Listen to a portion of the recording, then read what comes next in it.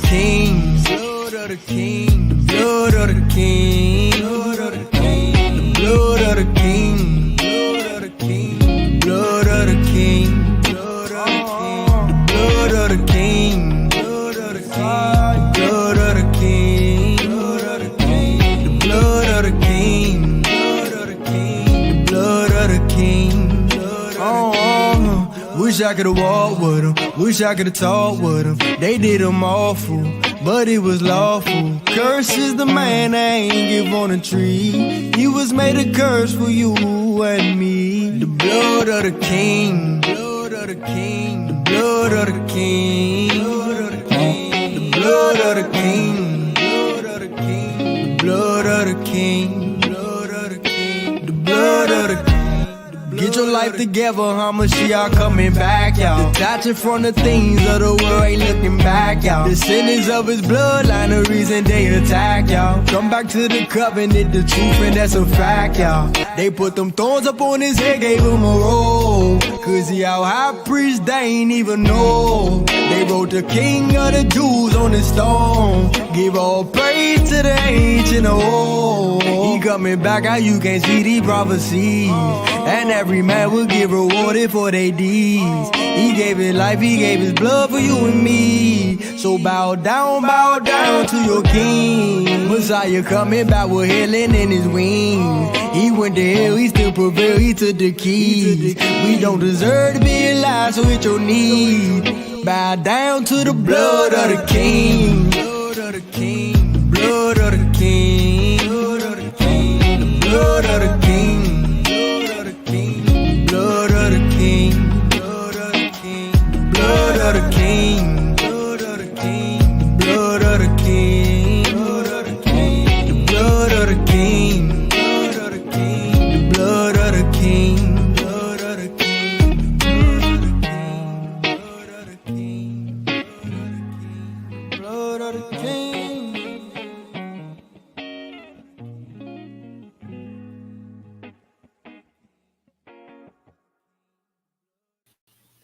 All praise to the Most High. We're gonna go ahead and stand up and pray in. We're gonna go into Ecclesiastes chapter 11. We're gonna read 1 through 6.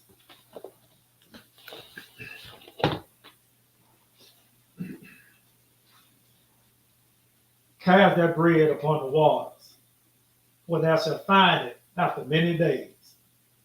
Give a portion to 7, and also to 8, for thou knowest not what evil shall be upon the earth. If the clouds be full of rain, they empty themselves into the earth. And if the tree falleth toward the south or toward the north, in the place where the tree falleth, there it should be. He that observeth the wind should not sow, and he that regardeth the clouds should not reap. As thou knowest not what is in the way of the spirit, nor how the bones do grow in the womb of her that is in with child. Even so thou knowest not the works of the Most High, who maketh all. In the morning sow thy seed, and in the evening withhold not thine hand, for thou knowest not whether shall prosper, either this or that, or whether they both shall be alike good. That was Ecclesiastes chapter 11, verse 1 through 6. May the Most High bring a blessing of the hearers and doers of his holy word. Hallelujah. Hallelujah. All right.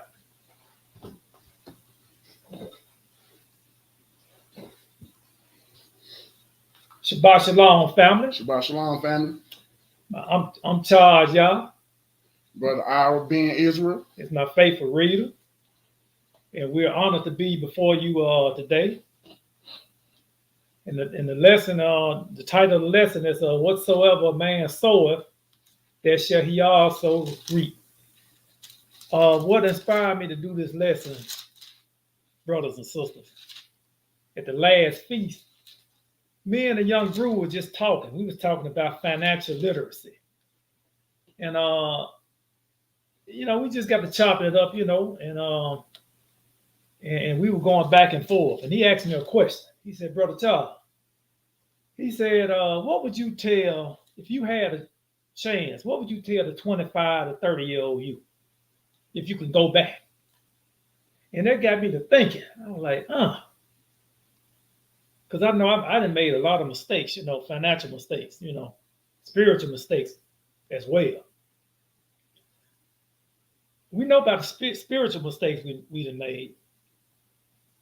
Shit, I know about the financial mistakes I done made. Mm-hmm. And I got to thinking, I said, I need to, us as elders, we need to, trying to show the people that's coming behind us a different way. A way that me, myself, I'm talking to me now. I really wasn't taught. Right. And my father worked at a bank. But he didn't, what he did tell me, he said, make sure you get you a good trade. Now, he said that. Make sure you do that. He said, do that. I didn't take heed to it till I got older. Mm-hmm. I bounced around, worked different jobs, just, and at that time, you can go get you a little job and you was all right. But we not in that time now. Mm-hmm. See, inflation too high now. Yes, you got to get you something where you can sustain yourself. And not only that, not only sustain you, but do what the Most High told you to do. Give to the people that can't sustain themselves. Mm-hmm. So it ain't just about you. It's about you and everybody else. And what does say the Most High. So we're going to get into the lesson. We're going to pick it up at Proverbs 14. And I'm going to share this right quick. Let's see here. Proverbs 14. Give me a second. Let me get to it.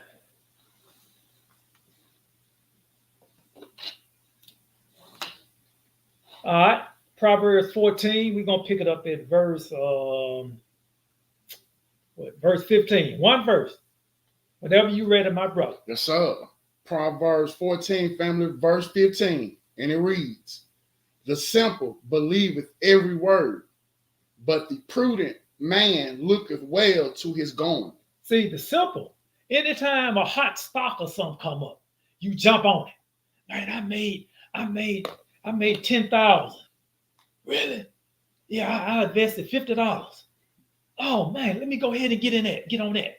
And next thing you know, you done lost all your money. Mm. See, that's the simple. You had done no research. You just jump in head first in it and lose everything. That 50 might be that might be your last 50. Mm-hmm. You done lost because you're not thinking. You're not being that prudent man, looking well to his goings. Mm-hmm. See, now if you ask the 50-some-year-old Charles, I'm gonna stand back. I ain't always been like this though. See, now I need to let the young brood know, right? Mistakes I made, rushing into stuff instead of sitting back and say, you know what, let me research this and then I'll get back with you. Mm-hmm. See what I'm talking about? Let's go to the next place. We're gonna go to Proverbs 19. We're gonna pick it up at what? What's that verse? What? Verse 14. Let me see. 14. Go ahead, my brother. All right, family. Proverbs chapter 19, verse 14. House and riches are the inheritance of fathers, and a prudent wife is from the Lord. See,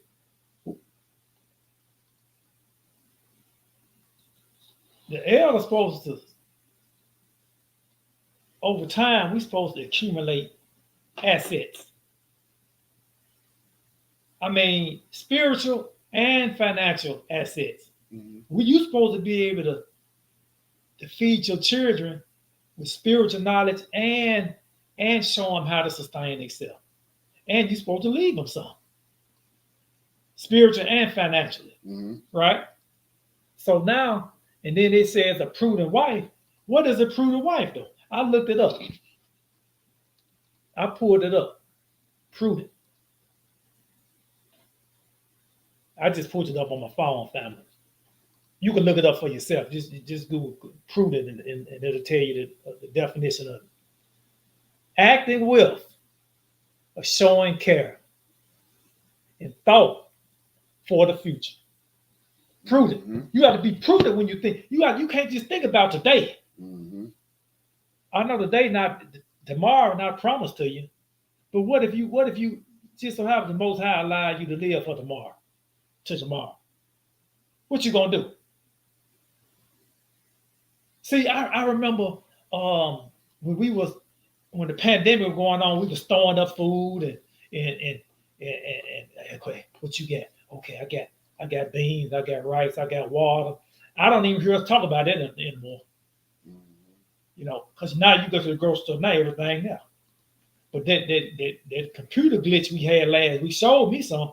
Mm-hmm. I got to get back. I got to get back to doing what I used to do. Read the next verse. 15. Slothfulness casteth into a deep sleep. So now I'm not working and storing up now. I'm being slothful in it. I'm not putting back my supplies just in case. Right. Now it ain't if the it hit the fan, it's when. We know it's coming. Mm-hmm. But with me, I've been slothful. So now I need to get back to what I was doing. Go ahead. And an idle soul shall suffer hunger. See, don't you mess around and look up and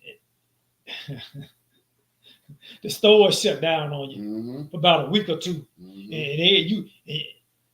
See, I want to be in a situation shut down. I want to be looking at TV and say, boy, look at them fools out there. I want to be able to sustain ourselves. At least 2 weeks. At least 2 weeks. Mm-hmm. Food and supplies stored away, water. You know, because you don't want to be it hit the fan. You don't want to be out in fighting Mm-hmm. like they were doing before. The last roll of toilet paper. That happened. You know, so I think they gave us that was a shadow of things to come. Mm-hmm. Let's go on Galatians. I don't want to talk too much, bro.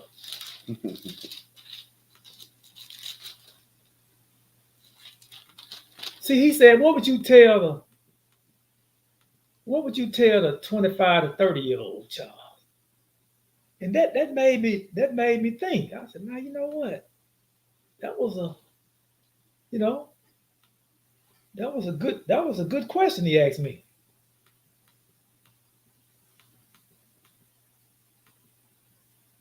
Galatians.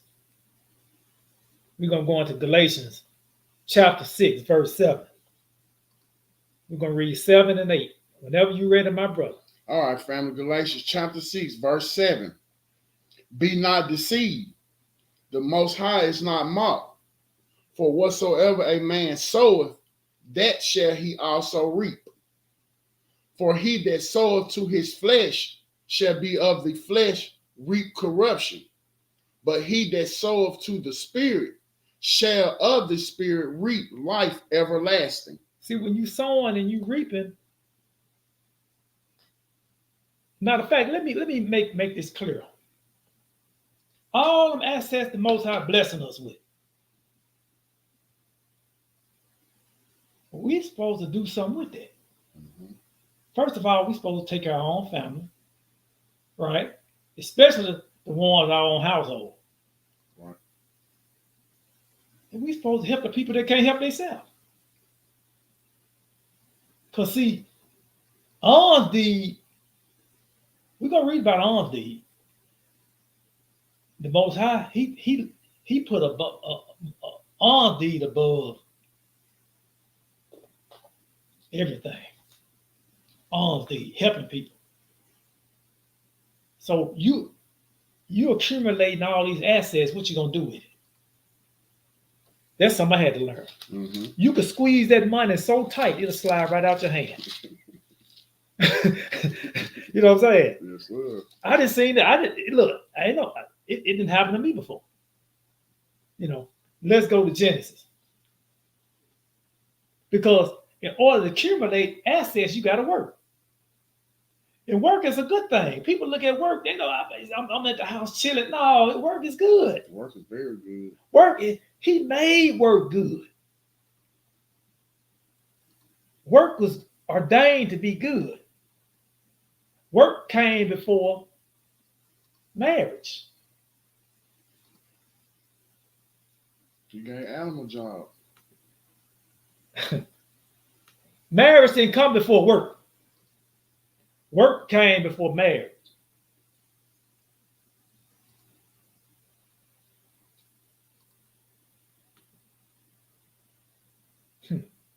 Let's go to Genesis chapter 2. We're going to read verse 14. We're going to skip down. But let's go to 15. Chapter 2, verse 15. Whenever you read it, my brother. All right, family, excuse me. Genesis chapter 2, verse 15. And the Lord God took the man and put him into the garden of Eden to dress it and to keep it. See, he had a job. See, now he didn't have to work hard though. See, he gave Adam a job. He gave him responsibility. A man. See, people say, "Man, I can't wait to retire." That's not biblical now. Retirement, that's something they came up with. You're supposed to work until you return back to the dust. See, with everybody, I can't wait till I get 62. I'm gonna retire. Then you look up 3 years later, you walk through Walmart here, greeter. I thought you retired.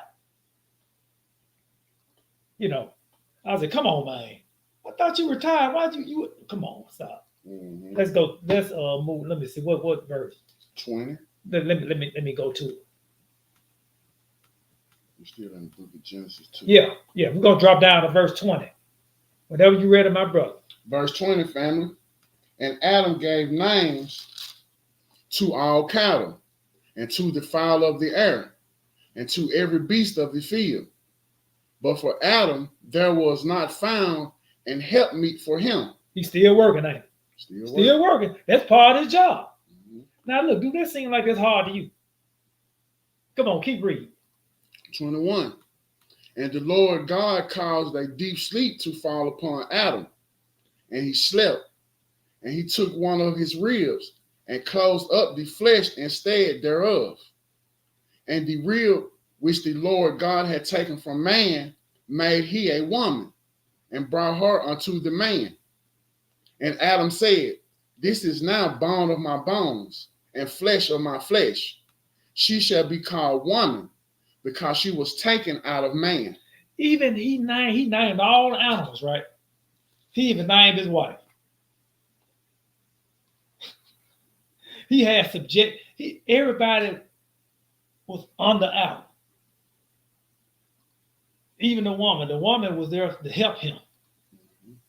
Help him do what? It told you. Whatever he was doing, she had to help him. So if you at home sitting there doing nothing, I guess she helping you ain't doing. You sitting there, both of y'all looking at TV together. But when you get hungry, who you gonna talk to? See, come on now. Let's go to Job.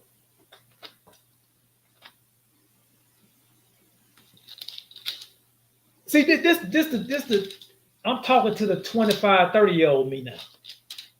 And if I can help somebody else in the process, all praises to the Most High for that. All praise. But I'm what we going over today, I'm talking to me now.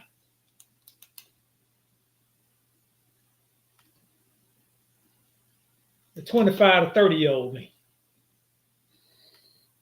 I wish somebody would have pulled me to the side and told me this.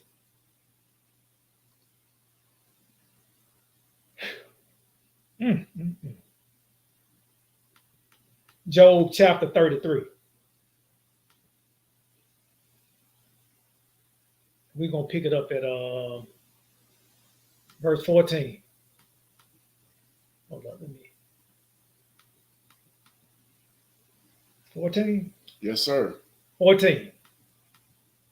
Whenever you ready, my brother. Okay, family. Job chapter 33, verse 14. Mm-hmm. For God speaketh once, yea, twice, yet man perceiveth it not. In a dream, in a vision of the night, when deep sleep falleth upon men, and slumberings upon the bed. Then he openeth the ears of man, and sealeth their instruction. See, he did an individual this. He came to a man in his dreams. And a lot of times when you have a dream, it's sometimes it's good to share your dreams to other brothers. Right. They might be able to interpret something you just can't. I keep on having the same dream over and over and over and over. He said, brother, what's your take on that? See, this individual kept on having this dream, right? And he couldn't figure it out. And he was like, I keep having this dream, and it's waking me up, and I can't sleep. You know, I need to know. And nobody can interpret these dreams I keep having. Nobody. But it was a man, right? It was a man named Joseph. The Most High had anointed him to be he was an interpreter. He can reveal stuff. Mm-hmm. He could tell. He could see stuff that was gonna happen in the future. He can interpret dreams. See, that's the anointing of the Most High he had on him. And we're gonna go into that. Because see, us as people, we gotta know how to move. See, what happened to the Egyptians was a shadow of what was gonna happen to us. Mm-hmm. See, what they was going through, we should have took heed to what they was going through. Mm-hmm. And we should say, you know what? I need to stay obedient and follow my God, so this won't happen to me. You know, but we fell in a stupor. We were doing so good, like we got caught up. Mm-hmm. I remember when I first Lord, thank you, Most High, for, But when I was blessed enough to have some, I call disposable income, right? And I started running the bag up. You know what I'm saying? I was running it up. I was, Yeah. But see, if I would have, this recent history, and if I would have sat back and thought about it, being prudent, man, I should have been stacking. I'm talking to the 25-year-old me now. Let me see. Genesis 41. We're gonna pick it up at. We're gonna pick it up at verse 8. We're gonna pick it up at verse 8. It's gonna make sense to you once we get into it. We just walking down how we supposed to do things. See, right now we see what's going on around us. Mm-hmm. So we supposed to be positioning ourselves right now. Because the crash gonna happen. And it might be sooner than you think. Right? Because knowing that after the election, knowing that something bad happened. Some knowing to shake off. They hold stuff off until the election over. That's when they know them to hit the fan. I don't know if it's gonna hit the fan or not. But you want to be ready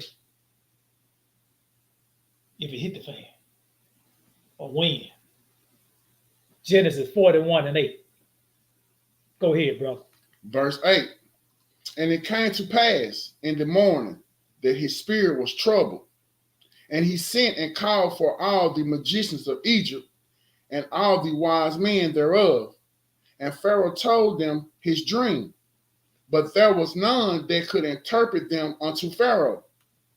Then spake the chief butler unto Pharaoh, saying, I do remember my faults this day. Pharaoh was wroth with his servants, and put me inward in the captain of the guard's house, both me and the chief baker. Mm-hmm. And we dreamed a dream in one night, I and he. We dreamed each man according to the interpretation of his dream. Mm-hmm. And there was, and there was there with us a young man, an Hebrew servant to the captain of the guard. And we told him, and he interpreted to us our dreams. To each man according to his dream, he did interpret. And it came to pass, as he interpreted to us, so it was. Me he restored unto mine office, and him he hanged. Then Pharaoh sent and called Joseph, and they brought him hastily out of the dungeon. And he shaved himself and changed his raiment, and came in unto Pharaoh. Mm-hmm. And Pharaoh said unto Joseph, I have dreamed a dream, and there is none that can interpret it. And I have heard say of thee that thou canst understand a dream to interpret it. And Joseph answered Pharaoh, saying, It is not in me. God shall give Pharaoh an answer of peace. You see how he gave the Most High all the credit? Right off See, the that's top. what we're supposed to do. Right off the top. Whatever assets he give us, good and bad, I'm say that for a reason. We supposed to thank him for that. Give him all the glory, because you just dirt. Mm-hmm. He giving whatever you receive, and you getting it from above. Go ahead. 17. 17. And Pharaoh said unto Joseph, in my dream, behold, I stood upon the bank of the river, and behold, there came up out of the river 7 kine, fat-fleshed and well-favored, and they fed in the meadow. And behold, 7 other kine came up after them, poor and very ill-favored and lean flesh, such as I never saw in all the land of Egypt for badness. And the lean and the ill-favored kind did eat up the first 7 fat kind. Hold up, that's what I was doing when I got that increase of that money. I was running it up, and then then when it get tight, it might not get tight for me personally. It might get tight for my family, and then they start reaching. What you gonna do? You got to be there for them. I said, man, every time I look up, man, I gotta get. But you gotta be smart with your assets, with your money, with your spiritual awareness. Because he said he's gonna leave us a comforter, and we supposed to be able to navigate through these rough times we under now. We embarked on it. Go ahead. 21. Go ahead. And when they had eaten them up, it came, it could not be known that they had eaten them, but they were still ill-favored, as at the beginning. So I awoke, and I saw in my dream, and behold, 7 ears came up in one stalk, full and good. And behold, 7 ears withered, thin, and blasted with the east wind, sprung up after them. And then, and the thin ears devoured the 7 good ears. And I told this unto the magicians, but there was none that could declare it to me. And Joseph said unto Pharaoh, the dream of Pharaoh is one. God hath showed Pharaoh what he is about to do. The 7 good kind are 7 years, and the 7 ears are 7 years. The dream is one, and the 7 thin and ill-favored kind that came up after them are 7 years. And the 7 empty ears blasted with the east wind shall be 7 years of famine. This is the thing which I have spoken unto Pharaoh. What God is about to do, he showeth unto Pharaoh. Behold, there come 7 years of great plenty throughout all the land of Egypt. And there shall arise after them 7 years of famine, and all the plenty shall be forgotten in the land of Egypt, and the famine shall consume the land. And the plenty shall not be known in the land by reason of that famine following, for it shall be very grievous. And for that the dream was doubled unto Pharaoh twice, it is because the thing is established by God, and God will shortly bring it to pass. So you have to take heed to these warnings. Young brothers, young brews, take heed to what the elders telling you. Right. See, this grade just didn't pop up overnight. We went through a whole, matter of fact, it's a good chance what you're going through, we done already been through it. And when we try to tell you something, you need to take heed to it.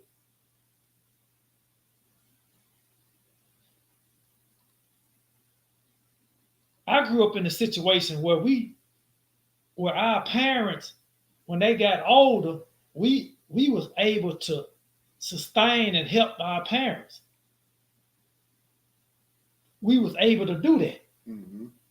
But I'm sitting back thinking and looking now, when I get to a certain age where I can't do for myself, my children are going to be able to do the same we did for my parents. It's a scary sight. Because when I was in my 20s and 30s, when I showed up at my parents' house, I showed up to give them something. I didn't show up to take. Mm. And then once they got older, I really showed up to give. If it wasn't money, I was giving labor. I was always bringing something in my. Now that's one thing I can say about my siblings. They were the same way. But them grandchildren, they'll double back when we gone, and they was taking. See, so we in a situation now where, man, I'm like, man, boy. So now I know I'm behind the enemy line. I say it all the time. Let's go to the next place. We gonna stay in Genesis. We're gonna go to Do you want to do that 33 through 41? Oh yeah, my fault. Sorry about that. Pick it up at 30. Pick it up at 33. My fault. Sorry, my brother. Go ahead. All right, 33. Mm-hmm. Now therefore, let Pharaoh look out a man discreet and wise, and set him over the land of Egypt. Let Pharaoh do this, and let him appoint officers over the land, and take up the 5th part of the land of Egypt in the 7 plenteous years. Mm-hmm. And let them gather all the food of those good years that come, and lay up corn under the hand of Pharaoh, and let them keep food in the cities. So he explaining what he want them to do, right? He want them to. He walking the step by step. So it should be no excuse. That's just like when you was talking to your sons and your daughters. We supposed to be able to walk this thing down, all right, and tell them what they need to do to sustain themselves. Mm-hmm. Because when things going good, that's when you're supposed to be stacking and putting back. Like you got to consider how them ants work. You see them ants working the whole summer. I mean, they got stuff on their back look like it's 6 or 7 times heavier than what bigger than what they are. But they working every time you see them. And the winter come, you don't see them anymore. Mm-hmm. Because they didn't work and they didn't sustain themselves, they didn't put back. They good now. Right? Keep reading. 36. And that food shall be for store to the land against the 7 years of famine, which shall be in the land of Egypt, that the land perish not through the famine. And the thing was good in the eyes of Pharaoh, and in the eyes of all his servants. And Pharaoh said unto his servants, can we find such a one as this is, a man in whom the Spirit of God is? And Pharaoh said unto Joseph, for as much as God hath showed thee all this, there is none so discreet and wise as thou art. Thou shalt be over my house, and according unto thy word shall all my people be ruled. Only in the throne will I be greater than thou. And Pharaoh said unto Joseph, See, I have set thee over all the land of Egypt. That was it. That was it. See, now, what was his wife at? He didn't have no wife. Guess why he ain't had no wife? He ain't had no job. He didn't get the wife until after he got set up. See how they work? Mm-hmm. We're not gonna go. You keep reading, and you're gonna see where he got his wife after all that. See, seemed like to me, Pharaoh knew about Adam. Mm. See, work come before marriage. You marry somebody and say, you know what, I'm finna get on my feet now. No. That come first. Now, I didn't have to tell the 25-year-old child that because I knew I couldn't take care of nobody. I had to get me together. That's one thing I knew. If I didn't know nothing else, let's go to the next place. We're gonna stay in Genesis. We're gonna drop down. We're gonna go on, move on over to chapter 46. 46. 46. And we're gonna pick it up at verse 1. We're gonna read 1 through 7. Now we finna enter into Egypt now. Joseph, he's second in command now. We finna enter. We're gonna walk this thing down. This is gonna make sense to you. Yes, sir. Go ahead. Genesis 46, family, verse 1. And Israel took his journey with all that he had, and came to Beersheba, and offered sacrifices unto the God of his father Isaac. And God spake unto Israel in the visions of the night, and said, Jacob, Jacob. And he said, here am I. And he said, I am God, the God of thy father. Fear not to go down into Egypt, for I will there make of thee a great nation.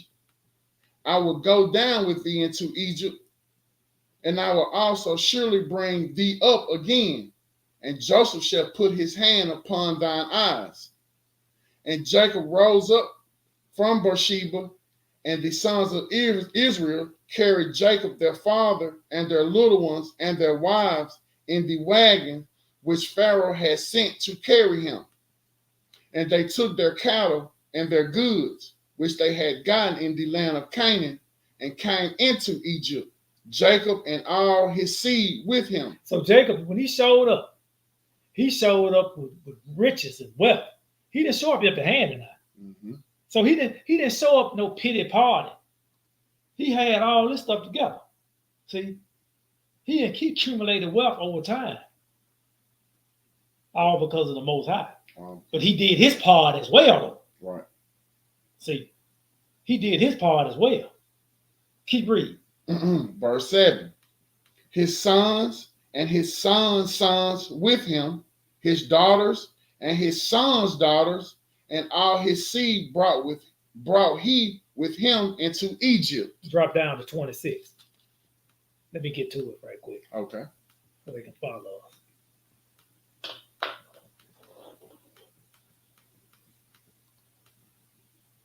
(26) Same chapter. 46 and 26. Go ahead. 26. All the souls that came with Jacob into Egypt, which came out of his loins, besides Jacob's sons' wives, all the souls were 66. Mm-hmm. And the sons of Joseph, which were born him in Egypt, were 2 souls. All the souls of the house of Jacob, which came into Egypt, were 70. 70 souls. That was it. Mm-hmm. Okay. Let's keep it moving. Let's go to Genesis 46. 47. I'm sorry. 47. And what verse? Verse 1 through 6. We're going to read 1 through 6. Go ahead whenever you're ready, my brother. All right, family. Genesis 47, verse 1. Then Joseph came and told Pharaoh and said, my father and my brethren and their flocks and their herds and all that they have are come out of the land of Canaan. And behold, they are in the land of Goshen. Oh, so now they're in Goshen now. Now you know where they are. But Joseph and his brethren, they present themselves in front of Pharaoh. And what did they say? Verse 2. And he took some of his brethren, even 5 men, and presented them unto Pharaoh. And Pharaoh said unto his brethren, what is your occupation? Oh, hold up now. He want to, even Pharaoh, no, hold up now. If y'all on this land, what kind of work you doing? Mm-hmm. See how they work? Mm-hmm. He said he has sense enough to say, know what you do for a living. See, somebody show up in my house, my daughter, I'm going to say, man, what you do for a living? I need to know. Well, I'm between jobs right now. You your mind on the wrong thing now. Yeah. You shouldn't be at my house trying to date her.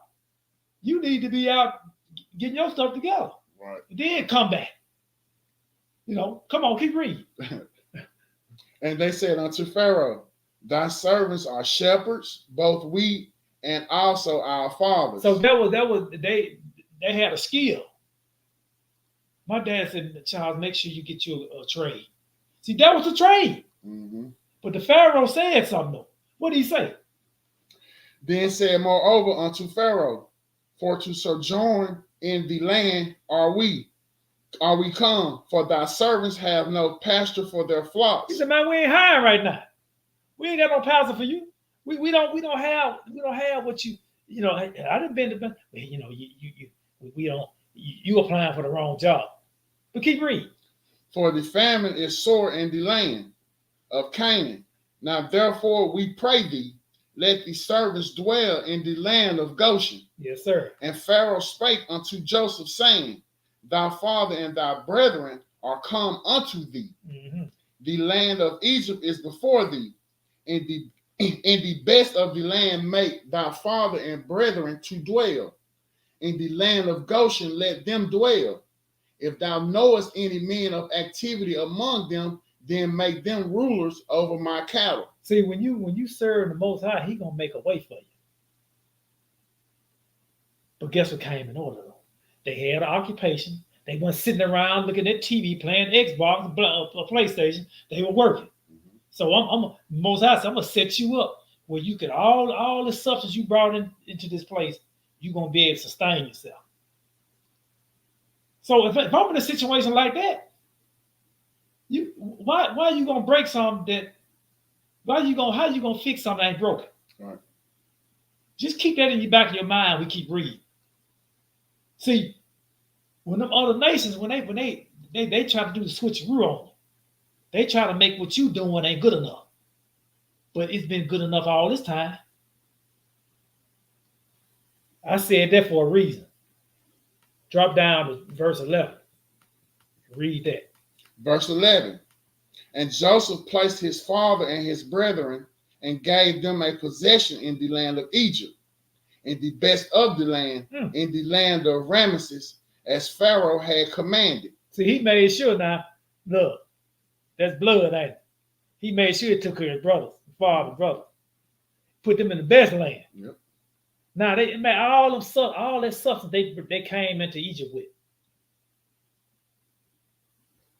Now this was the original compound. And guess what? Esau won over it. Mm-hmm. See what I'm gonna say this right here. People keep on talking about Pastor Dow. Don't be surprised on what Pastor Dow doing because he'll eat a mite. I don't even look at Pastor Dow like that. No, I want to be connected to my brother. Pastor Dow doing what he do. That's why he got all them people that look different in front of him.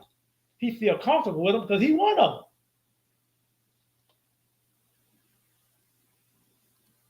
Where are we? That was Verse it. 12. Go ahead, read 12. And Joseph nourished his father and his brethren and all his father's household with bread according to their families. Okay, we're gonna drop down to now that was it one. That was it. That was it. Okay. Let's go to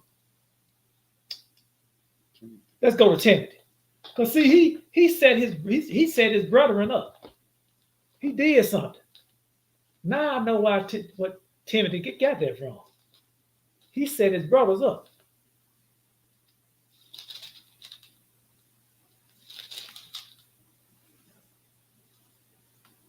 He set his brethren up.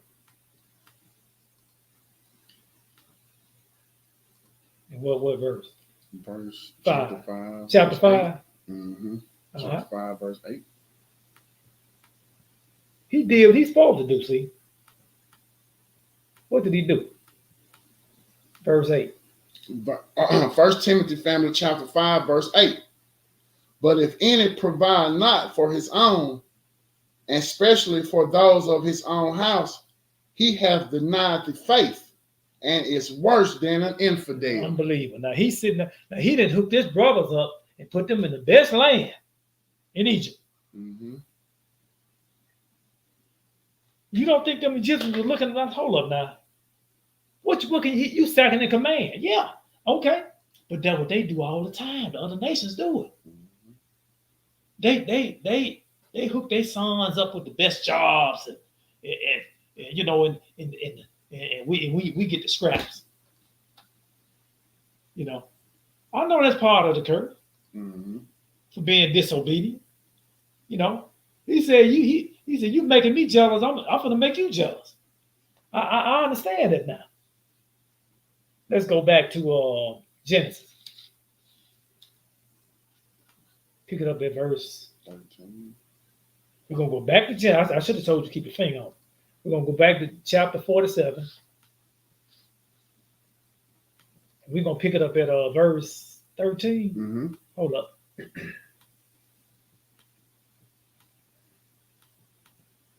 Whenever you're ready, my brother. All right, family, Genesis 47. We're going to pick it up at verse 13. And there was no bread in all the land, for the famine was very sore, so that the land of Egypt and all the land of Canaan fainted by reason of the famine. Now they didn't went through the years. Now we talking about Egyptians now. Mm-hmm. See, we should have been paying attention. We over there in Goshen living it up. My brother sustained me. He making sure we well fed. We got all the cattle. We drinking the goat's milk. We laid back. We got it going on. But the people around us, the bottom that fell out Mm-hmm. because they were running it up in the 7 years of plenty. They wasn't putting now Joseph and his captains and the people that was under him. They were doing what they supposed to do. But the citizens, hey, you can't. See, this you can't depend on the government to sustain you during rough times. Mm-hmm. You're gonna have to put back. See, we as a just small little group. I mean, we probably still doing it. I don't know. I know we don't talk about it no more, but we were putting back food and perishable items, you know, like rice and beans and stuff. You know, just when stuff hit the fan. Right. You know, because you never know. But I don't hear us talking about it anymore. You know, and that computer glitch we had about last week kind of told me a whole lot. I was like, you know what? And then I've been hearing rumblings in the air about after the election something gonna jump off. So I don't know. So I need to, you know, I don't want to be caught with my pants down. Right. You know what I'm saying? Where are we? 14. Go ahead, read 14. And Joseph gathered up all the money that was found in the land of Egypt and in the land of Canaan for the corn which they bought. And Joseph brought the money into Pharaoh's house. And when money failed in the land of Egypt. No, when the money failed. And when the money failed in the land of Egypt. See, that's just like this money right now. This money, we call it inflation. Mm-hmm. When I take that $100, I remember back in 2019, that $100 went a whole lot farther then it go right now. Right. 2024. 5 years later now. Now the money's starting to fail now. See, what you gonna do now? Keep reading. And when the money failed in the land of Egypt and in the land of Canaan, all the Egyptians came unto Joseph and said, "Give us bread, for why should we die in thy presence? For the money faileth." Everything keep going up. Housing going up. Matter of fact, brother, I can't even sell my house now. I'm trying to pull the equity out, but I got a 2% interest rate. But if I pull the equity out, they're gonna charge me 7% now.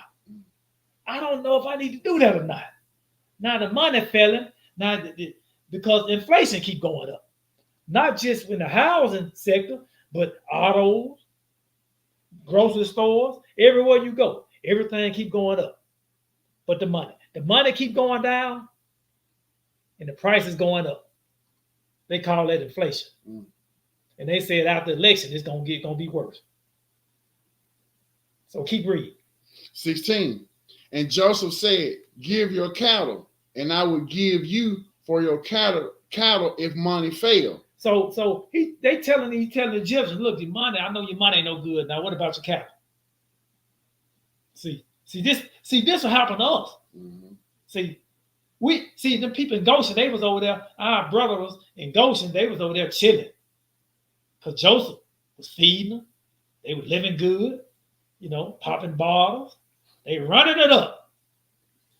While everybody around was hurt. So keep reading. We walking it down. Go ahead. 17. And they brought their cattle unto Joseph, and Joseph gave them bread in exchange for horses and for the flocks and for the cattle of the herds and for the asses. And he fed them with bread for all their cattle for that year. When that year was ended, they came unto him the second year. Now they didn't spend all their money out. Now they all the assets they didn't have, they didn't ran it up. They're just like, look, check it out. Like in your house. Man, I got $300,000 equity in my house. So you didn't pull all your equity out of your house, right? Now if you had a 2% interest rate, now you got a 7%. You borrowing that money again. Now you paying more, and you looking up, and you done went and bought a 2024 Hellcat, 100-some thousand, and you look up, you traveling there every month. Now you eating the money up. Now you look up, man,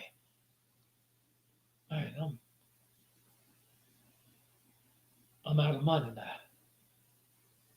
That 100,000 I just spent on the car, now it's worth 50.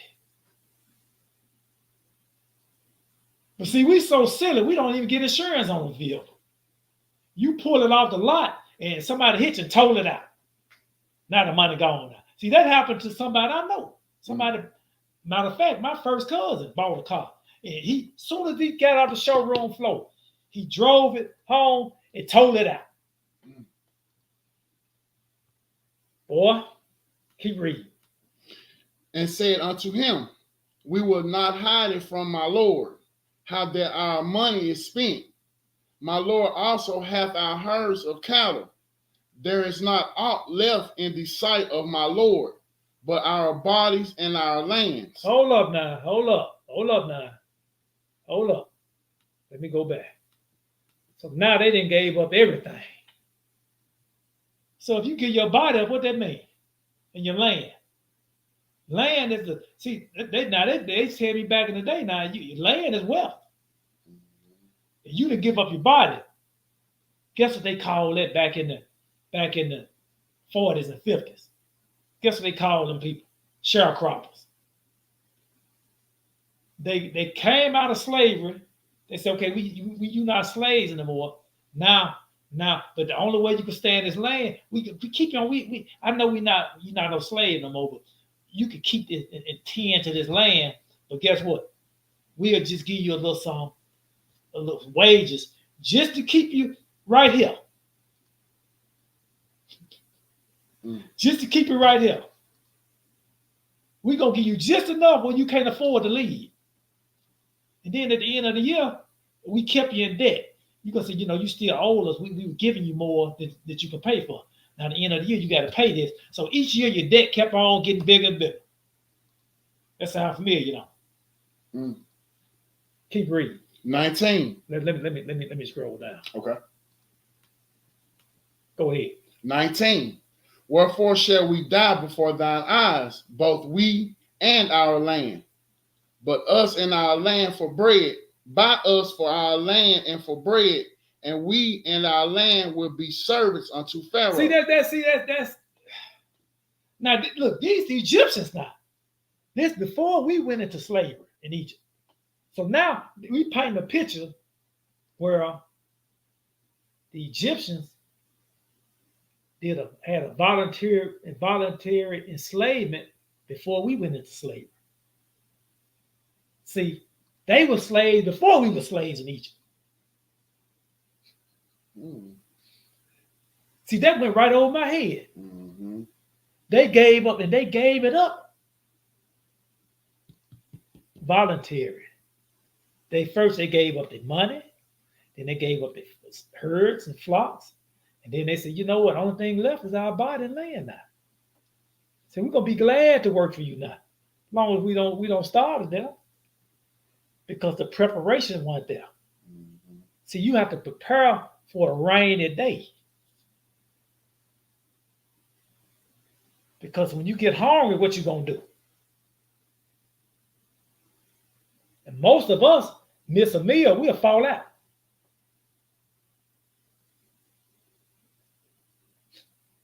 True. Hey, we need to start stocking up again now. I'm not going to say we're not doing it, but you got to be wise now. Where are we now? Finishing up 19. Go ahead. And give us seed that we may live and not die, that the land be not desolate. And Joseph bought all the land of Egypt for Pharaoh, for the Egyptians sold every man his field, because the famine prevailed over them. So the land became Pharaoh's. See, they took everything. Now you don't own. You know what somebody said? Present day. They said you're gonna own nothing and be happy. You're gonna own nothing and be happy. Because they making it now where it's not profitable to own a home now. It's cheaper to rent now. Let me do something right quick, y'all. We gonna keep our thing on that spot, but we gonna look at something right quick. We're gonna look at something.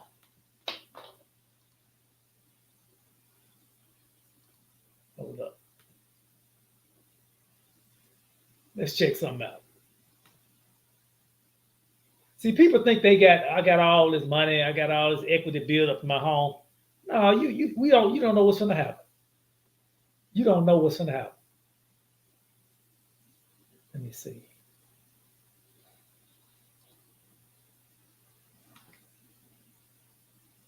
We got to pay attention on what's going on,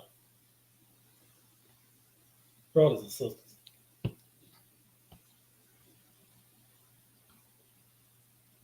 Let me show you this short video. It's not going to be long.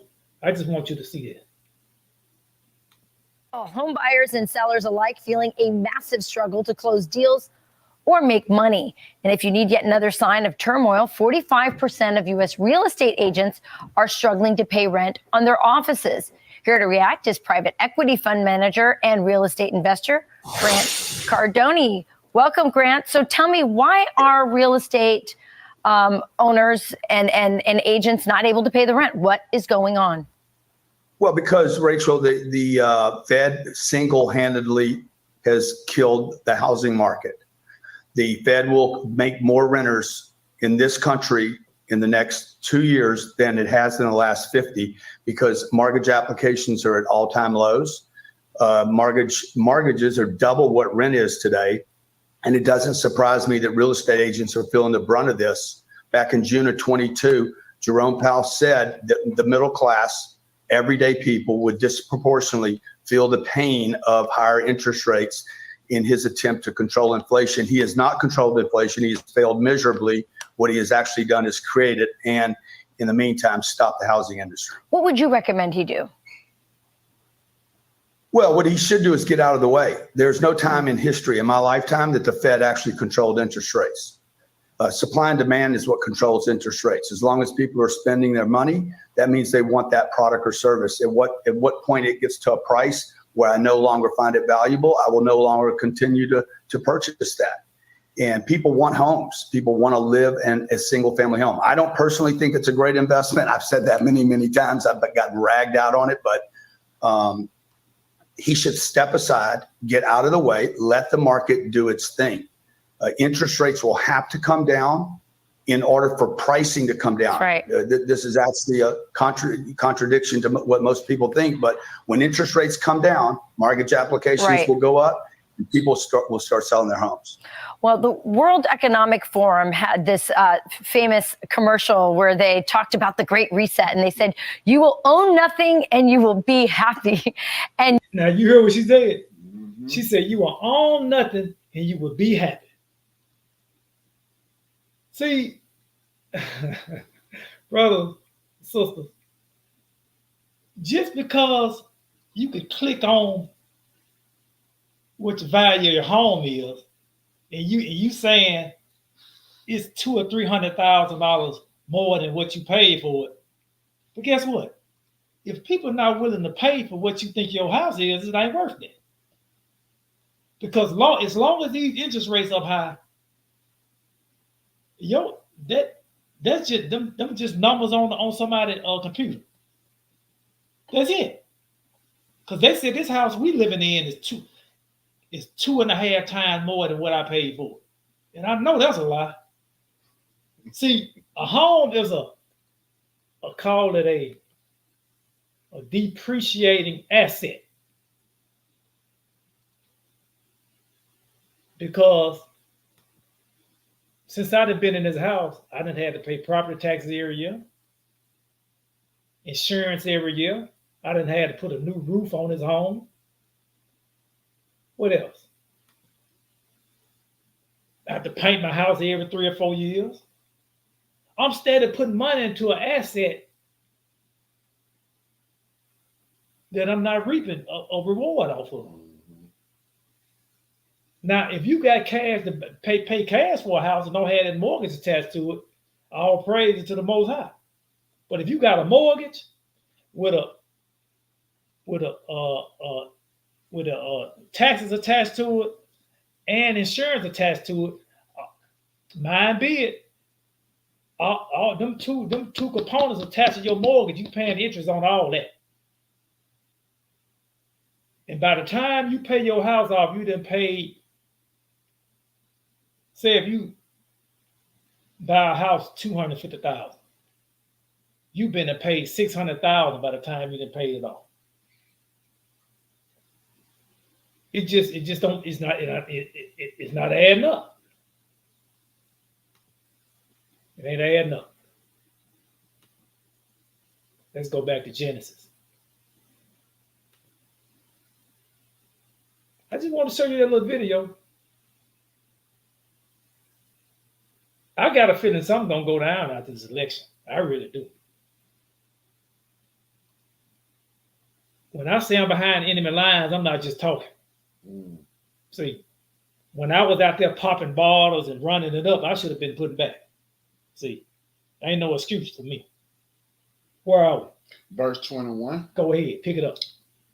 And as for the people, he removed them to the cities from one end of the borders of Egypt, even to the other end thereof. Only the land of the priest bought he not, for the priest had a portion assigned them of Pharaoh, and did eat their portion which Pharaoh gave them. Wherefore they sold not their lands. Then Joseph said unto the people, Behold, I have bought you this day and your land for Pharaoh. Lo, Here is seed for you, and ye shall sow the land. Mm. And it shall come to pass in the increase that ye shall give the fifth part unto Pharaoh, and 4 parts shall be your own. Hey. But see, I got a feeling somebody wasn't doing it though. But come on, keep reading. For seed of the field, and for your food, and for them of your households, and for food for your little ones. Mm-hmm. So, in other words, hey, I'm giving you just enough to get by, like them sharecroppers were doing. You'll never be able to branch out. I'm not going to allow you to save anything because you're going to be, this inflation is going to be so grievous, and it's going to be like a yoke around your neck. Mm. You're not going to be able to save nothing because them 7 years of plenty, you were running it up. Now it's tight, and now we're in this famine now. Now you can't say, even if you want to save something, you can't save it now. We don't want to be in that situation. Keep reading. 25. And they said, Thou hast saved our lives. Let us find grace in the sight of my Lord, and we will be Pharaoh's servants. And Joseph made it a law over the land of Egypt until this day, that Pharaoh should have the fifth part, except the land of the priests only, which became not Pharaoh's. And Israel dwelt in the land of Egypt, in the country of Goshen, and they had possessions therein, and grew and multiplied exceedingly. So you looking at the Pharaoh, you got Joseph, you got the they call dignitaries in the heads. They were living good, and our forefathers were living good. But the Egyptian citizens, they were hurting. They didn't gave up everything. They were slaves now. We weren't slaves yet now. We were still, evidently, we were still obedient, right? We were still doing what thus say the Most High. We were still obedient. Let's go until something happened though. Let's go to Exodus. Let me get to it. We just walking it down. It don't make sense. This financial literacy 101. This is a milk lesson here. I'm talking to me now. And if I can help somebody else while I'm talking to me, all praise to the Most High. If I can tell a 25 to 30-year-old me, this is what I'll be telling me.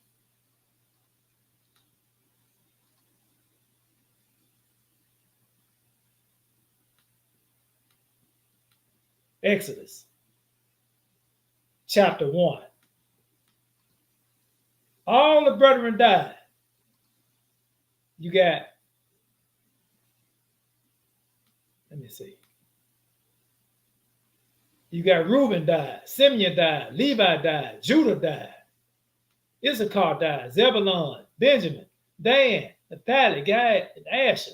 Everybody died, right? All the souls that came out of the loins of Jacob were 70 souls. For Joseph, like I said, when Joseph was in Egypt already. And what happened in this next verse, my brother? Exodus 1 and verse 6. Verse 6. And Joseph died, and all his brethren, and all that generation. And the children of Israel were fruitful and increased abundantly, and multiplied and waxed exceeding mighty. And the land was filled with them. Now there arose up a new king over Egypt, which knew not Joseph. See, we were living it up. I mean, Joseph was taking care of us one. Yes, it was. And other king was, he said, okay, you second in command, whatever. The people come to you, they're gonna have to come to you. Don't go to me, don't come to me. They need to go to you, Joseph. Joseph gone now. Mm-hmm. But the children of Israel still in Goshen. They still living it up. They probably ain't not taking heed to what the people, what's going on around them. You know what I'm saying? They living it up. Mm-hmm. But keep reading. And he said unto his people, Behold, the people of the children of Israel are more and mightier than we. Come on, let us deal wisely with them, lest they multiply, and it come to pass that when there falleth out any war, they join also unto our enemies and fight against us, and so get them up out of the land. Therefore they did set over them taskmasters to afflict them with their burdens, and they built for Pharaoh treasure cities, Pithom and Ramesses. So how did all that happen? Did that happen overnight? And what was and this what I'm trying to figure out, my brother. When they said come and let us deal wisely with them, what they mean by that? Why did they have to, I know it was a lot in Goshen, but I'm pretty sure it was more Egyptians than we had. So I wonder why did they have to deal wisely with us and what that mean? You know what I'm saying? Let's see. Let me see. Can I go to the next place? See if it come up. I'm look at my phone up.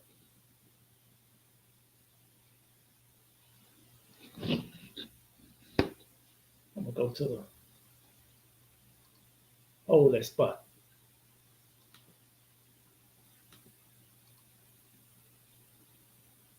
Let me see here. All right. Let's go to the book of Jasher. We're going to see what happened. Because see, that was just like a little rough draft for what happened. This is going to explain to you what happened here. Family. That's why I can't understand why they tell us not to read these books. In the Bible itself reference these books. I can't understand it. That sounds like Satan the devil to me. We're gonna go to Jasher. We're gonna pick it up at chapter 64. Chapter 64. We're gonna pick it up at verse 7. Hold on, let me enlarge this screen a little bit. See if, just in case somebody don't have it.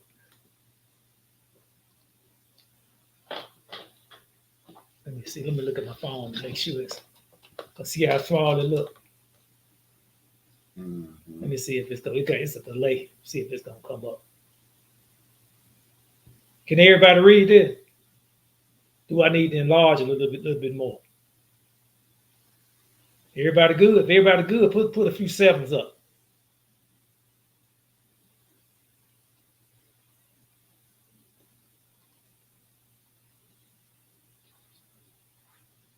I guess everybody good.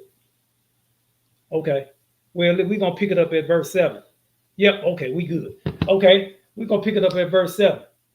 And pick it up at 7. We're going to read 7 through 9. We just walking it down. It's going to make sense to you.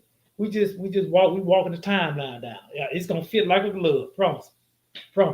Go ahead. Yes, sir. All right, family. Joshua chapter 64, verse 7. Go ahead. And that time when Zepho had returned from the war, and when Zepho had seen how he prevailed over all the people of Africa, and had smitten them in battle at the edge of the sword, then Zepho advised with the children of Chittim to go to Egypt to fight with the sons of Jacob and with Pharaoh, king of Egypt. Mm-hmm. For Zepho heard that the mighty men of Egypt were dead, and that Joseph and his brethren, the sons of Jacob, were dead, and that all their children, the children of Israel, remained in Egypt. Mm-hmm. And Zepho considered to go to fight against them and all Egypt, to avenge the cause of his brethren, the children of Esau. Hold up, Esau, he got his hands on it, huh? Esau, children, come on. Whom Joseph with his brethren and all Egypt had smitten in the land of Canaan. So now they got skin in the game now. Now they got revenge on their mind now. Come on. When they went up to bury Jacob in Hebron. So we just give you a backdrop on what's gonna happen. And we're gonna give you a backdrop of how we ended up in slavery and how we supposed to be looking at the Egyptians the mistakes they were making, knowing they were going to double back on us because we were foreigners in that land. So if they were doing the citizens like that, what you think they're going to do to us? Mm-hmm. But we were living good, running it up, and Joseph was taken care of. Didn't have no worries. Probably, most likely, wasn't putting stuff back. Mm-hmm. And look, the occupation we was doing forever. We turned our back on it. So we had a trade that was sustaining us. How you gonna fix something that's not broken? I just want to put that out there. Mm-hmm. This is a trade that was passed down from generation to generation. When you turn your back on this trade thinking it's gonna go good, boy, pick it up at verse 32. Same chapter, verse 32. Verse 32, family. And the kings were stronger than the Egyptians in that battle. And about 180 men of Egypt fell on that day. And about 30 men of the forces of the kings. And all the men of Egypt fled from before the kings. So the children of Esau and Ishmael pursued the Egyptians, continuing to smite them unto the place where was the camp of the children of Israel.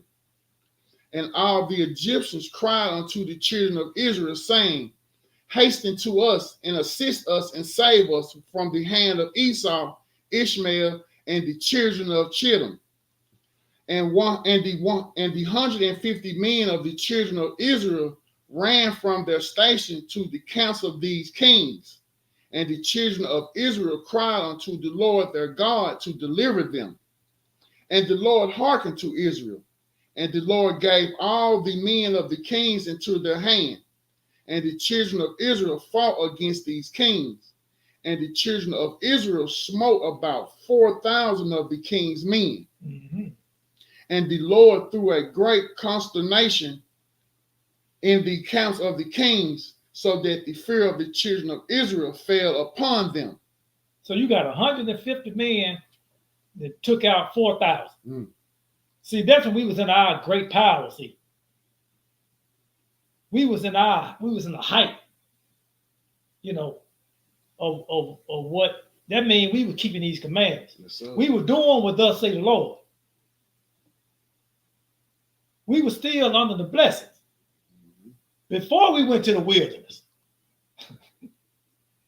See, he still had his face on us. He hadn't turned from us yet. When we started going off, that's when he turned his back.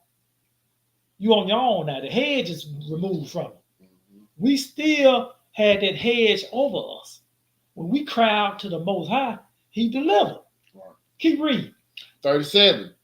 And all the host of the kings fled before the children of Israel, and the children of Israel pursued them, continuing to smite them unto the borders of the land of Cush. And the children of Israel slew of them in the road yet 2,000 men, and the children of Israel not one fell. And when the Egyptians saw that the children of Israel had fought with such few men with the kings, and that the battle was so very severe against them, all the Egyptians were greatly afraid of their lives on account of the strong battle, and all Egypt fled, every man hiding himself from the arrayed forces, and they hid themselves in the road, and they left the Israelites to fight. You see how the nations do it? Mm-hmm. That's why I can't understand where our people join any kind of armed forces. No, this y'all fight. I don't have nothing to do with this. Keep reading. 41. And the children of Israel inflicted a terrible blow upon the king's men, and they returned from them after they had driven them to the border of the land of Cush. And all Israel knew the thing which the man of Egypt had done to them, that they had fled from them in battle, and had left them to fight alone. So the children of Israel also acted with cunning, and as the children of Israel returned from battle, they found some of the Egyptians in the road and smote them there. Mm. And whilst they slew them, they said unto them these words, Wherefore did you go from us and leave us, being a few people, to fight against these kings who had a great people to smite us, that you might thereby deliver your own souls? Mm-hmm. You old coward. Go ahead.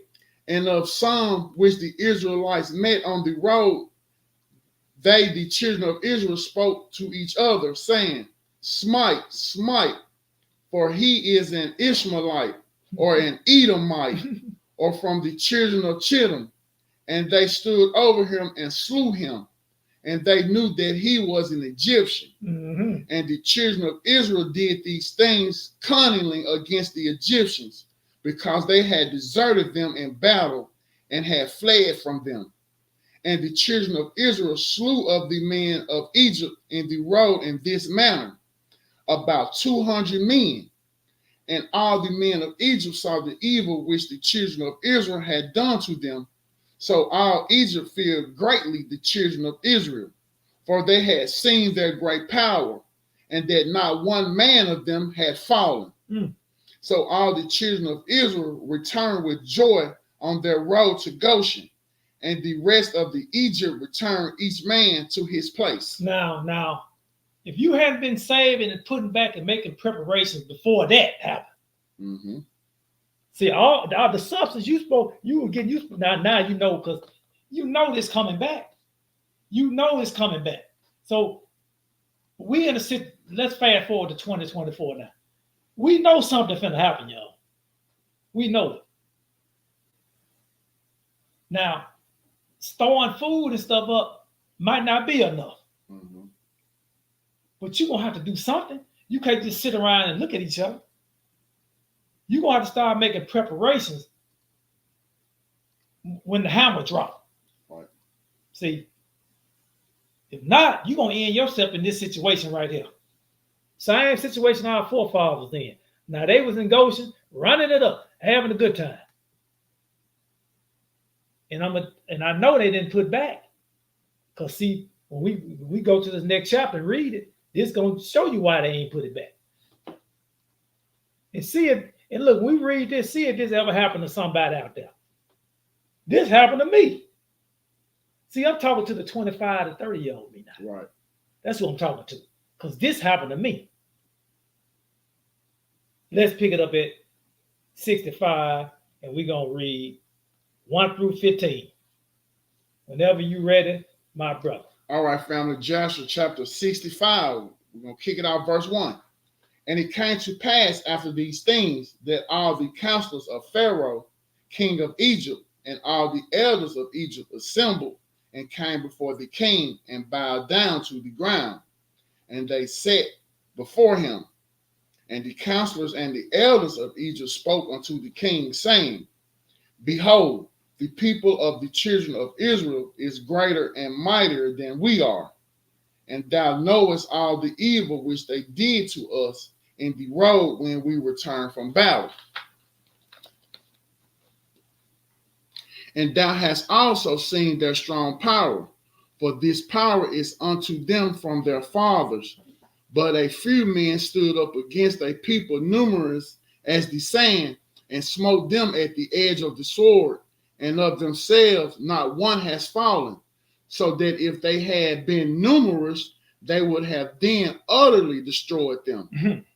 Now therefore give us counsel what to do with them, until we gradually destroy them from amongst us, lest they become too numerous for us in the land. They knew they couldn't do it all at once. They had to come up with a plan. They said, let us come and deal wisely with them. They knew they couldn't get them head on because they saw what happened. Mm-hmm. So now we got to figure out a plan, right? We got to figure out how to subdue these people. Because if we don't, we in trouble. They just showed us what kind of power. They cried out to their Father, which is in heaven, and he showed his great power, right? Mm-hmm. And if the Most High is on your side, who can be against you? Right. But come on, keep reading. 6. For if the children of Israel should increase in the land, they will become an obstacle to us. And if any war should happen to take place, they with their great strength will join our enemy against us and go fight against us, destroy us from the land and go away from it. So the king answered the elders of Egypt and said unto them, this is the plan advised against Israel, from which we will not depart. So this plan here, once this plan go into effect, hey, this gonna be forever here. You know what they told us? It was the guy said, we gonna make these people vote Democratic for the next 200 years. The whole people. And I'm pretty sure when that was first said, they laughed at it. We've been voting Democratic for what? He said, we gonna take the whole, all these black folks and they gonna be Democrat for the next 200 years. Because they like lost sheep. They're not gonna think for themselves. I just want to put that out there. You're gonna be a Democrat till you die. You're gonna vote Democrat Party till you die.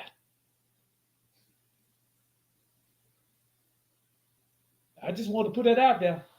Go ahead. Keep reading. Verse 8. Behold, in the land are Pithom and Ramesses, cities unfortified against battle. It behooves you and us to build them and to fortify them. Now therefore go you also and act cunningly toward them, and proclaim a voice in Egypt and in Goshen at the command of the king, saying, all ye men of Egypt, Goshen and Pathros, and all their inhabitants, the king hath commanded us to build Pithom and Ramesses, and to fortify them for battle.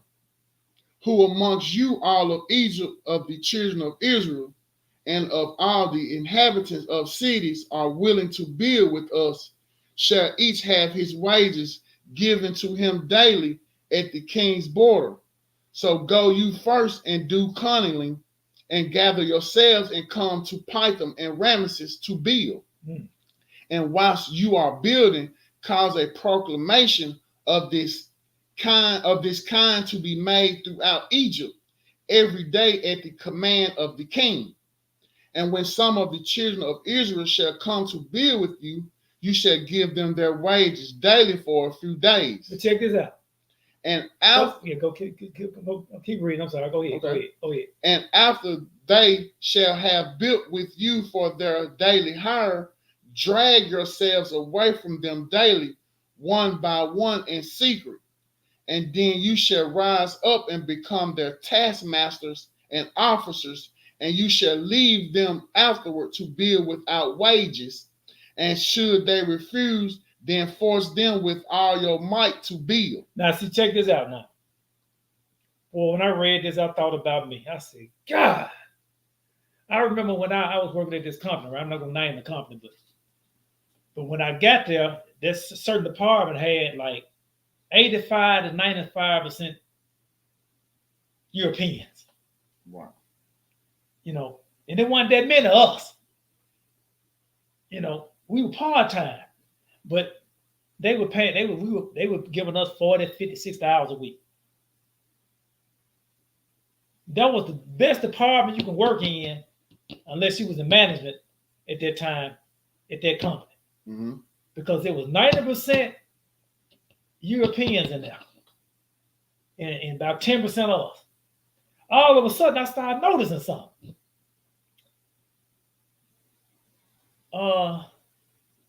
Billy Bob, where you going? Oh man, I got another job. I'm out. Okay, that's okay. Then I noticed a few more started leaving. And over time, right, I noticed the ratio started swinging the other way. I started seeing every time one of them leave, they'll replace him with somebody like me. And before you knew it,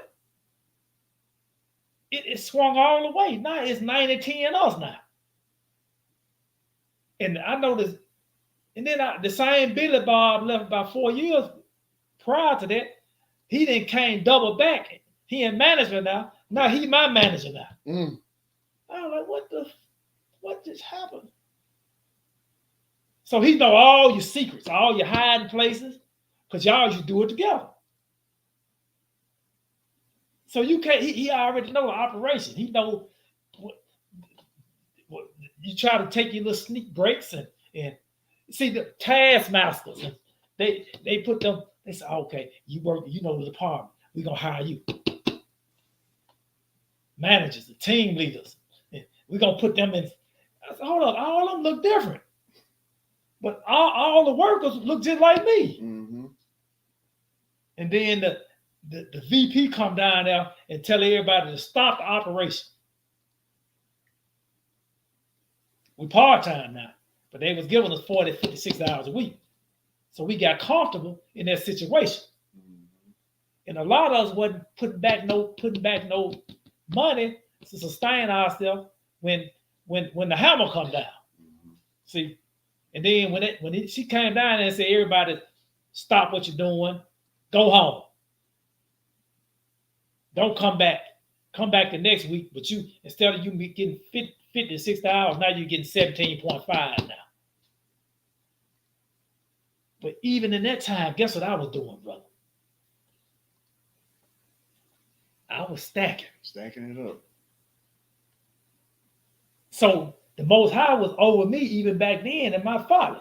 Mm-hmm. I was saving. So I had enough money and resources set aside. Now, okay, I got to figure out this plan right here. Everybody else was crying and, oh man, what I'm gonna do? I can't live off of 17.5. He said, well, there was a part-time job. See, we have to think. We have to, and then if we don't have the resources to help ourselves, how are we gonna help somebody else? Right. Where are we, brother? 14. Go ahead. 14. And if you do this, it would be well with us to strengthen our land against the children of Israel, for on account of the fatigue of the building and the work, the children of Israel will decrease, because you will deprive them from their wives day by day. And all the elders of Egypt heard the counsel of the king, and the counsel seemed good in their eyes, and in the eyes of the servants of Pharaoh, and in the eyes of all Egypt. And they did according to the word of the king. See, that's how we ended up in slavery. It was they had the same way today. See, Ray and Poo them out there shooting and robbing and killing folks. They said we're gonna have to come together.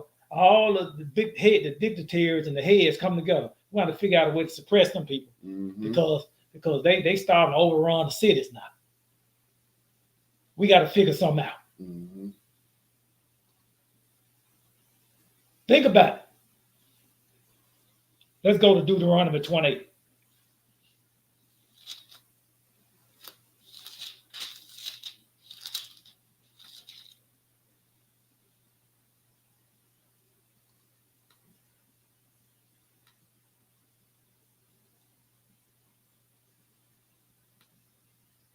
Give me a minute, I'm gonna share it.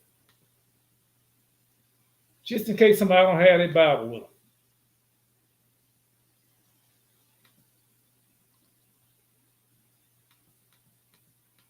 See, we end up in this situation because evidently now we were doing some wickedness. Mm-hmm. That hedge went over us. We turn our back on our occupation and we started joining with the heathens now, thinking that was going to end well. Mm-hmm. We had our occupation that we had passed down to forefather to forefather was doing good, but we had to join with the heathen. And the heathen, and then once that hedge was removed for us, this would happen. This would happen right here. What is it? 28 and what? 43. 43. Go ahead and read it. All right, family. Deuteronomy 28, verse 43. The stranger that is within thee shall get up above thee very high, and thou shalt come down very low. Now the heathen you start out working side by side with, now he over you now. Mm.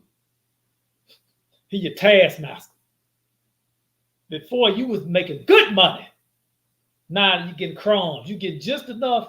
They feed you and housing you, and then you have to do that and then come back to work. And you so tired and wild, you can't even fight now. You done gave up. Mm. Keep reading. He shall lend to thee, and thou shalt not lend to him. He shall be in the head, and thou shalt be the tail. Now you got these mortgages attached to you got to pay every month. $1,600, $1,700, $1,800 a month, $2,000 a month now. And the person on the other end of the money don't look like you. See, Wow. See, I'm talking to the 25-year-old me now. Right. See, if I was smart, I would have stayed home with my mom and dad and stacked my money. I was like, look, Daddy, what is it going to take for me to stay here? Just the plan, Daddy. Can I stay home? And just the plan. I want to be able to pay cash in me a house. So what I need to give you to stay here until I do that. I'm going to put back this amount of money every week until I accumulate enough, and then I can leave, and I don't have to worry about being a slave to the lender. Mm-hmm. What can I do? And if he love you, it's okay, Charles. Just pay the cable bill or something. Mm-hmm. These rules though, certain things you can't do at my house. So you gotta sacrifice that because you're working toward a goal now. Exactly. These, especially these boys, laying up at the house and just chilling, playing Xbox, PlayStation all day, and ain't saving no money. They call themselves got a girlfriend, and boy, keep reading. 45. Moreover, all these curses shall come up upon thee, and shall pursue thee, and overtake thee, till thou be destroyed, because thou hearkenest not unto the voice of the Most High thy God, to keep his commandments and his statutes which he commanded thee. See, we gotta know how to move in this time. And then when you accumulate some wealth from the Most High, you gotta know what to do with it. Mm-hmm. You know, because if it's not growing, it's decreasing because inflation increasing. You can't take no $100,000 and stick it under your mattress and think, if I had that same $100,000 back in 2019,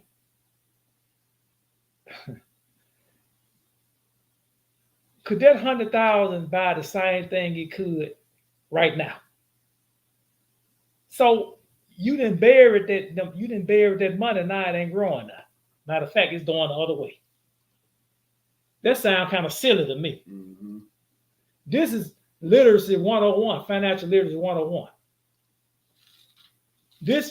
I'm talking to the 25-year-old me now.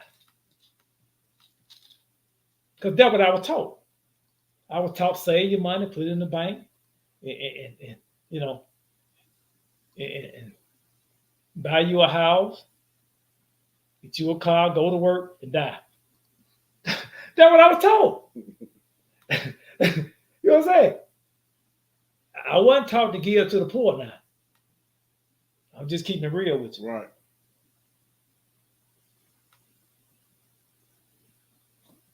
Let's go to matter of fact. Let's go to Matthew 25. Mm-hmm. And we're gonna pick it up at verse 14. Verse 14? Mm-hmm. Okay. Yes, sir. Let me get to it.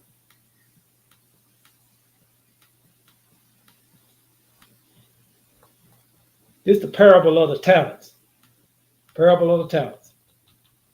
Whenever you read it, my brother. All right, family. Matthew chapter 25, verse 14. For the kingdom of heaven is as a man traveling into a far country, who called his own servants and delivered unto them his goods. Hmm.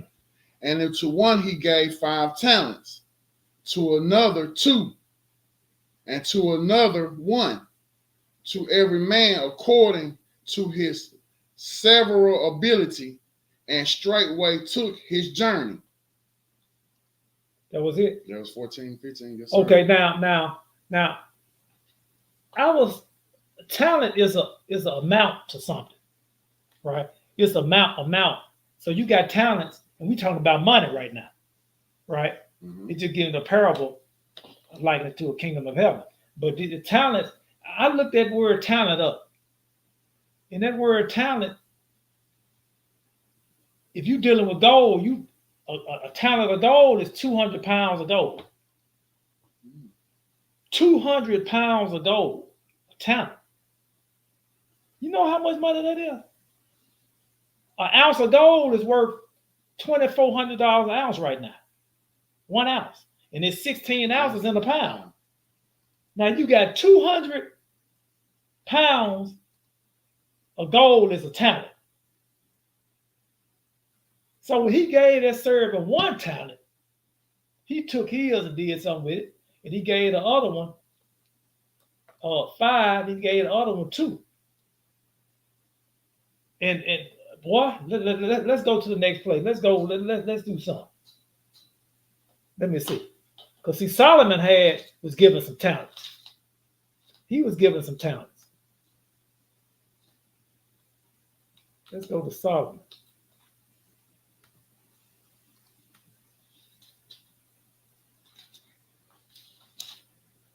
I should have just kept. Bear with me, brothers and sisters. Let me see. We go on the First Kings. Yeah. Bear with me. First Kings. Right here. Chapter 10. Okay. What verse? Verse 1. Okay. Go ahead and read that. Read verse 1. We're going to read 1. We're going to read 1 through 10. I was going to skip, but we're going to read this. Go ahead, brother. All right, family. 1 Kings chapter 10, verse 1. And when the queen of Sheba heard of the fame of Solomon concerning the name of the Lord, she came to prove him with hard questions. And she came to Jerusalem with a very great train, with camels that bear spices, and very much gold and precious stones. And when she was come to Solomon, she communed with him of all that was in her heart. All that was in her head. See, she was thinking about it. She was like, hold up, I heard a lot of stuff about you. But keep reading. And Solomon told her all her questions. There was not anything hid from the king which he told her not. And when the queen of Sheba had seen all Solomon's wisdom, and the house that he had built, and the meat of his table, and the seating of his servants, and the attendance of his ministers, and their apparel, and his cupbearers, and his ascent by which he went up into the house of the Lord, there was no more spirit in her. She was so amazed, she fell out. She fainted. She was like, wow, this man here, I ain't never seen nothing like it. No wonder she left with a baby. She was like, what? She was like, what's going on? But keep reading. And she said to the king, it was a true report that I heard in my own land of thy acts and of thy wisdom. Howbeit I believed not the words until I came, and my eyes had seen it. And behold, the half was not told me. Thy wisdom and prosperity exceedeth the fame which I heard. Happy are thy men, happy are these thy servants, which stand continually before thee, and that hear thy wisdom. Blessed be the Lord thy God, which delighted in thee, to set thee on the throne of Israel, because the Lord loved Israel forever. Therefore made he thee king to do judgment and justice. And she gave the king 150 talents. Hold up. Hold. Go keep reading. And of spices every great store. Hold up. Back up and read that again. She gave him what? And she gave the king 120 talents of gold. Oh.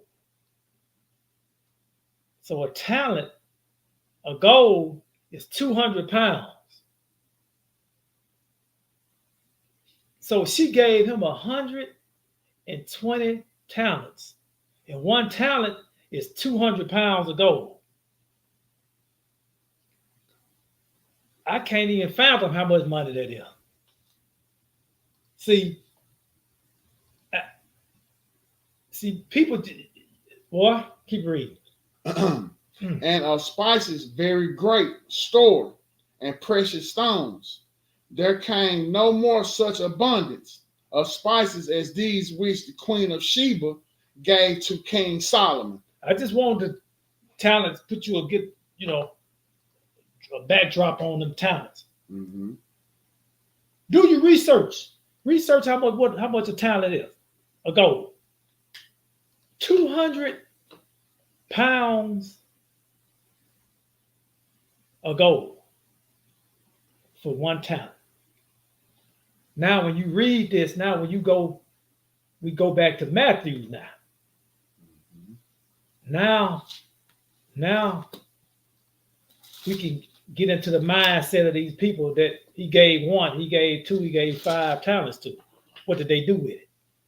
And why that master was so happy when he came back? Mm-hmm. See, Matthew 25. Where we going? We're 16. We're 16. Let me go to it. I'm gonna make sure the people, everybody there. Let's see here. Whenever you ready, my brother. All right, family. Matthew 25, verse 16. Then he that received the 5 talents went and traded with the same, and made them other 5 talents. And likewise, he that had received 2, he also gained other 2. But he that had received 1 went and digged in the earth, hid his Lord's money. See now, instead of him, the other 2 invested theirs now and doubled it. He didn't stick his money under no mattress or nothing. And 5 years later, it wasn't worth what it's worth now. Mm-hmm. See, you have to invest, but don't be like the simple. And the first thing, hey man, I know Bitcoin costs too much, but there's some more. I got caught up. This crypto called Shiba Inu. Mm-hmm. I lost a little money. It dipped all the way down. See, stuff like that. I want to be able to put my hands on assets. Just in case something happened to me, I got something to pass on to my children. Right. Like gold and silver, stuff they've been using for 4, 5, 6,000 years, 5,000 years. That's an old. See that little piece of that paper. Every time the prices go up, it ain't worth nothing now. Mm-hmm. That's the financial part. But then I want to leave some spiritual wealth too. That's just like when we go out and do alms deed. People be looking for the food, but they don't. That food, they'll be back hungry in the next 4, 5 hours. But what else do you give them? Are you giving them anything else but a hot plate that after about 5, 6 hours gonna be gone? Mm-hmm. When they there by themselves. And they don't have no spiritual food to feed off of. You didn't give them food, but are you gonna give them some spiritual food too? Where are we? The next place we gonna jump right into verse 19. Mm-hmm. Read that. Go ahead. Verse 19. After a long time, the Lord of those servants cometh and reckoneth with them. And so he that had received 5 talents came and brought other 5 talents, saying, Lord, thou deliveredest unto me 5 talents. Behold, I have gained beside them 5 talents more. His Lord said unto him, Well done, thou good and faithful servant. Thou hast been faithful over a few things. I will make thee ruler over many things. Enter thou into the joy of thy Lord. See, when you doing the will of the Most High, at the end. See, this world was made for many, but the world to come is for few. If you being obedient to Him, if you draw near to Him, He'll draw near to you. See, it's about being obedient to the Most High. Right. The Most High telling you right now. Go ahead. 22. He also that had received 2 talents came and said, Lord, thou deliveredest unto me 2 talents. Behold, I have gained 2 other talents beside them. His Lord said unto him, Well done, good and faithful servant. Thou hast been faithful over a few things. I will make thee ruler over many things. Enter thou into the joy of thy Lord. Oh, they talking about the kingdom of heaven now. You know, you can't just sit around this teaching us something in the process of teaching us something. Everything He bless you with, it need to be an increase involved in it. But why? We're gonna tell you, we're gonna show you why in a minute. But don't He bless you with something, take it and expand on it. Add to it. But we're gonna show you why it's good to do that. Because see, this world not for you, no way. You're supposed to reach out and help people.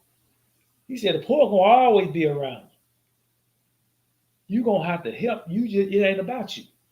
Come on. Where are we? 24. Go ahead.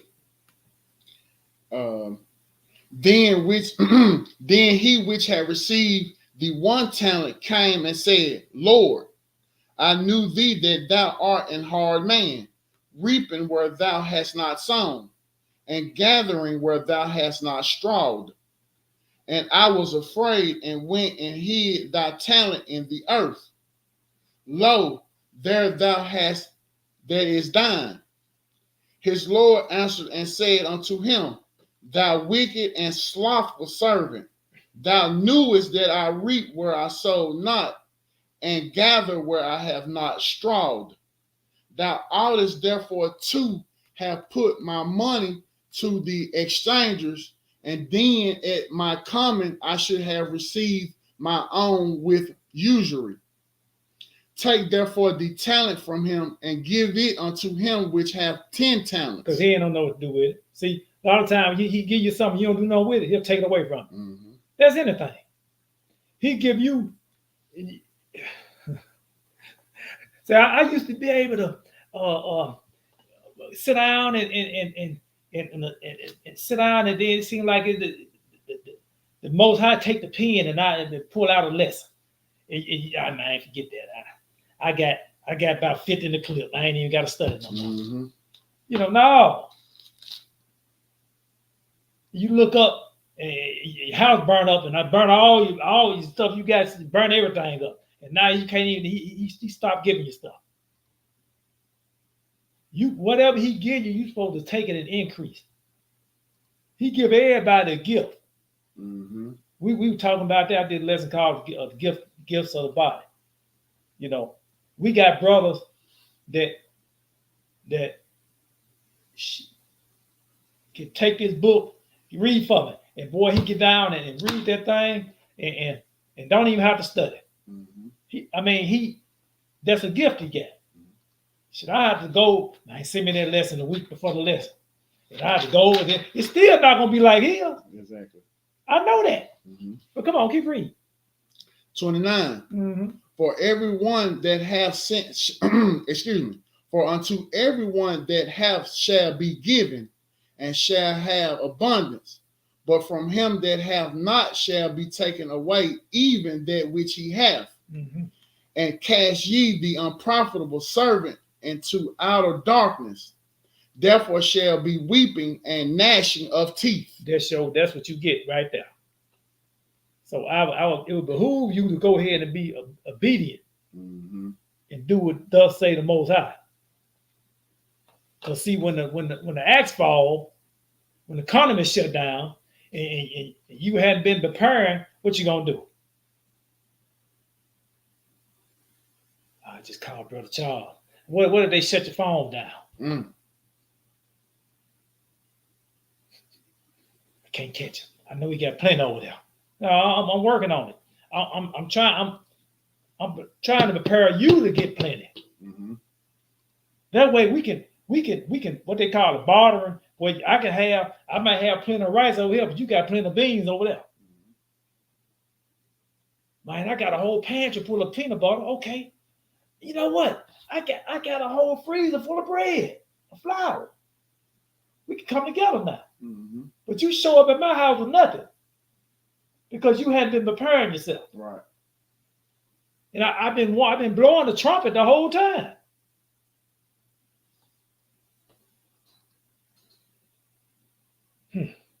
Let's go to Luke, to the next place.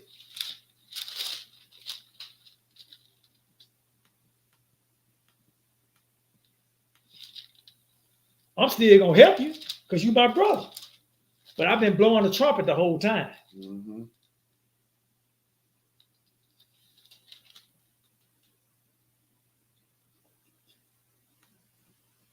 Luke chapter 12.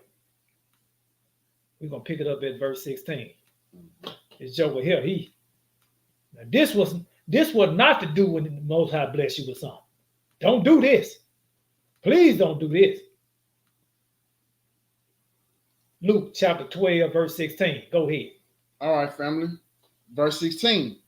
And he spake a parable unto them, saying, the ground of a certain rich man brought forth plentifully. And he thought within himself, saying, what shall I do? Because I have no room where to bestow my fruits. Now, I'm pretty sure all them people that need around him, he trying to figure out, he got plenty now. He trying to figure out what he going to have to do now. He said, I know what I can do. Keep reading. And he said, this will I do. I will pull down my barns and build greater. And there will I bestow all my fruits and my goods. And I will say to my soul, soul, thou hast much goods laid up for many years. Take thine ease, eat, drink, and be merry. But God said unto him, thou fool, this night thy soul shall be required of thee. Then who shall those things be which thou hast provided? So is he that layeth up treasure for himself and is not rich toward God. So you can't, it ain't about you no more. Really, it ain't never been about you. When you were scratching and clawing and saving and putting back, it was about helping people. Mm-hmm. That's what it's about. Helping people that's in need. See, that's what it's about. That's what I would have told the 25-year-old me. I was his son. I was a child. Go get you a trade where you could take care of yourself, and then go find your wife. Man, find a wife, find a good thing, and then have your children, and make sure you take care of your own household. And then you take care of people that they can't take care of themselves. It's an easy formula to go by. I'm talking to the 25 to 30-year-old me now. Yes, sir. Let's go to Malachi. Go to the next place.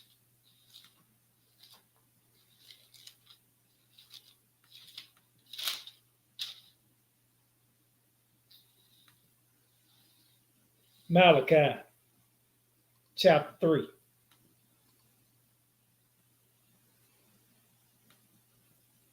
And we're going to pick it up in verse 8. Let me get to it. Mm-hmm. I know we've heard this before from these old Bush League jack-leg pastors. Mm-hmm. I know we done heard this. Malachi chapter 3, verse 8. But we really don't know what this means. But come on, read it. Malachi chapter 3, verse 8. Will a man rob God? Yet ye have robbed me. But ye say, wherein have we robbed thee? In tithes and offerings. Ye are cursed with a curse, for ye have robbed me, even this whole nation. Read 10. Bring ye all the tithes into the storehouse, that there may be meat in mine house, and prove me now herewith, saith the Lord of hosts, if I will not open you the windows of heaven and pour you out a blessing, that there shall not be room enough to receive it. Now, when the pastor read this, you run up to the altar and give all your money out. Mm. They ain't trying to help nobody. But what we supposed to do with that money, though? Let's bag up and read verse 5. Let me go to it right quick. Okay. Verse 5, same chapter. Verse 5. And I will come near to you to judgment, and I will be a swift witness against the sorcerers, and against the adulterers, and against false swearers, and against those that oppress the hireling in his wages, the widow and the fatherless, and that turn aside the stranger from his right, and fear not me, saith the Lord of hosts. You got them widows out there. They got them children. The husband, they gone back to the dust, and they can't sustain themselves.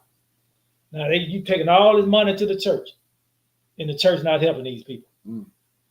See, they say it's a special place in hell for people like that. Mm-hmm. Make sure you're not the one. Exactly. Let's go to the next place.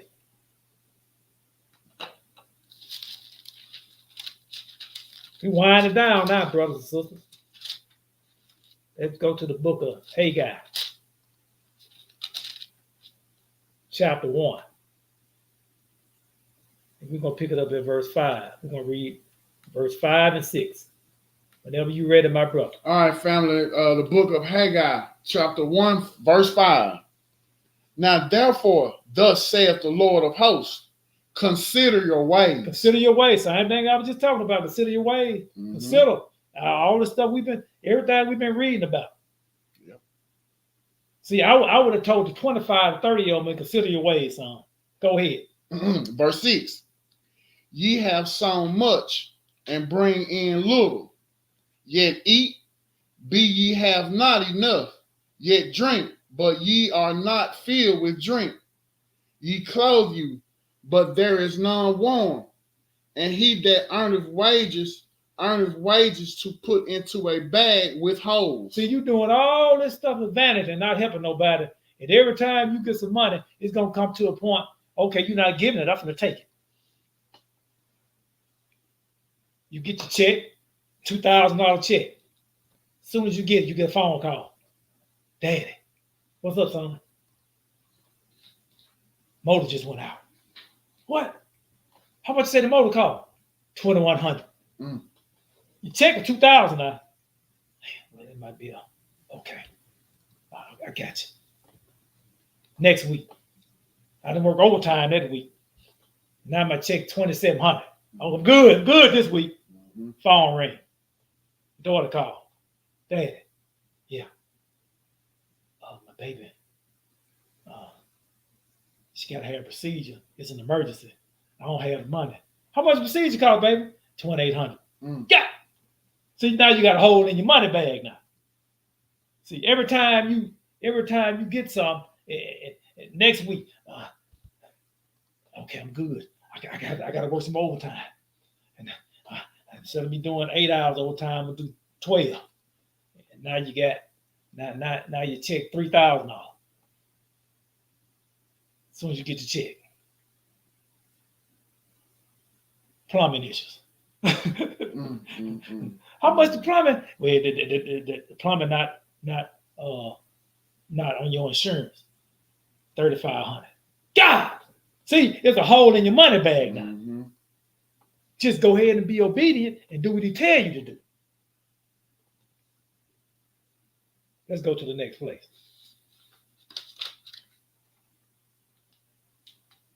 I'm gonna stop sharing. I'm gonna switch over to. We finna go into the Apocrypha. We finna go to the Book of Tobit.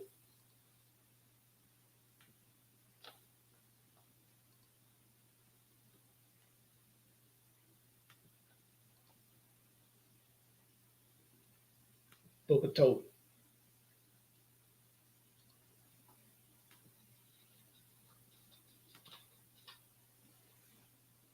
Bro, so don't have a hole in your money bag. Be obedient. I'm talking to the 25-year-old man. Mm-hmm. See, because I done been in them situations. It might seem like every time I get paid, something happen. Mm-hmm. I might be by myself. Nobody else probably never experienced that. But then you got to start searching. What am I doing? Everything I'm supposed to be doing? Because he might be sending you a warning sign until he get tired of you. Mm-hmm. Mm-hmm. Tobit. We're gonna pick it up at chapter 12. We're gonna read one verse, verse 9. Whenever you ready, my brother. All right, family, the book of Tobit, chapter 12, verse 9.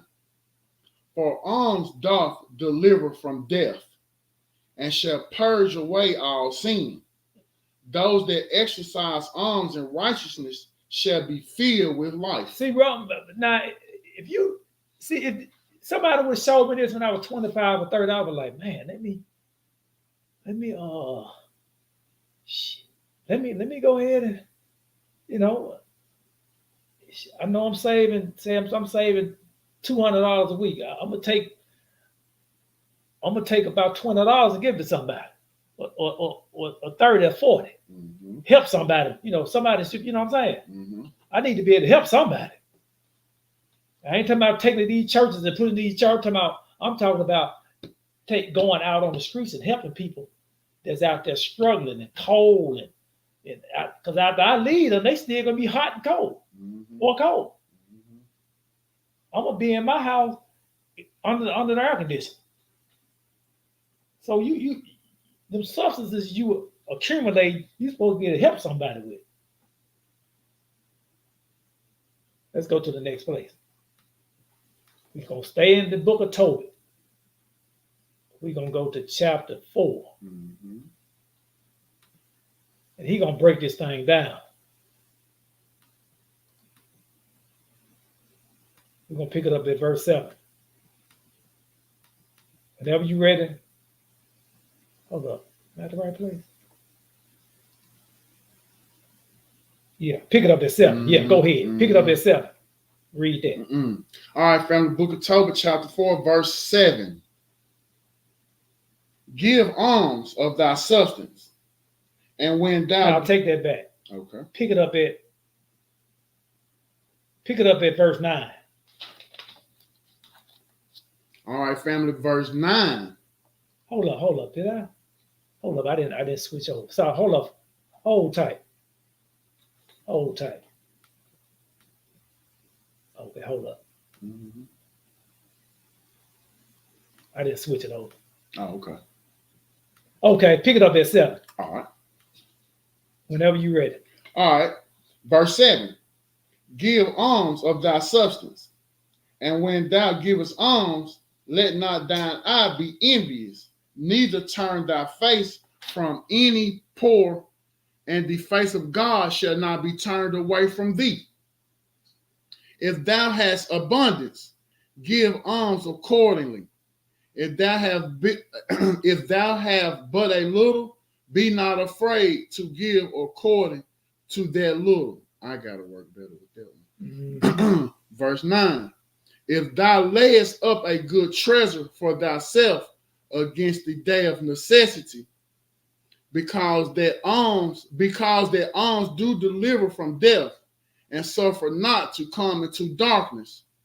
For alms is a good gift unto all that give it in the sight of the Most High. See, them arms, boy, it tell you some purge all sin. Mm-hmm. So now this don't apply to you if you don't have no sin on your jacket. Keep on doing it your way. But if you know you got sin on your jacket now, I'm talking to the 25 to 30-year-old me right now. Of course. See, I should have been one of the most alms-giving person that was out there at that age. at 25 for sure. Yes, sir. Let's go to Luke. Because this rascal here, he wasn't giving at all. Shit, he had somebody at his doorstep. Still wouldn't give nothing.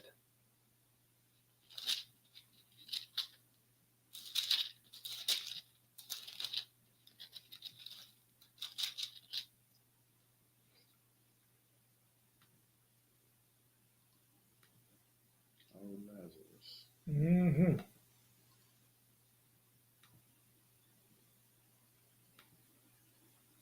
Now he had a great riches now, but he wouldn't. Now you got all now. How wicked is you?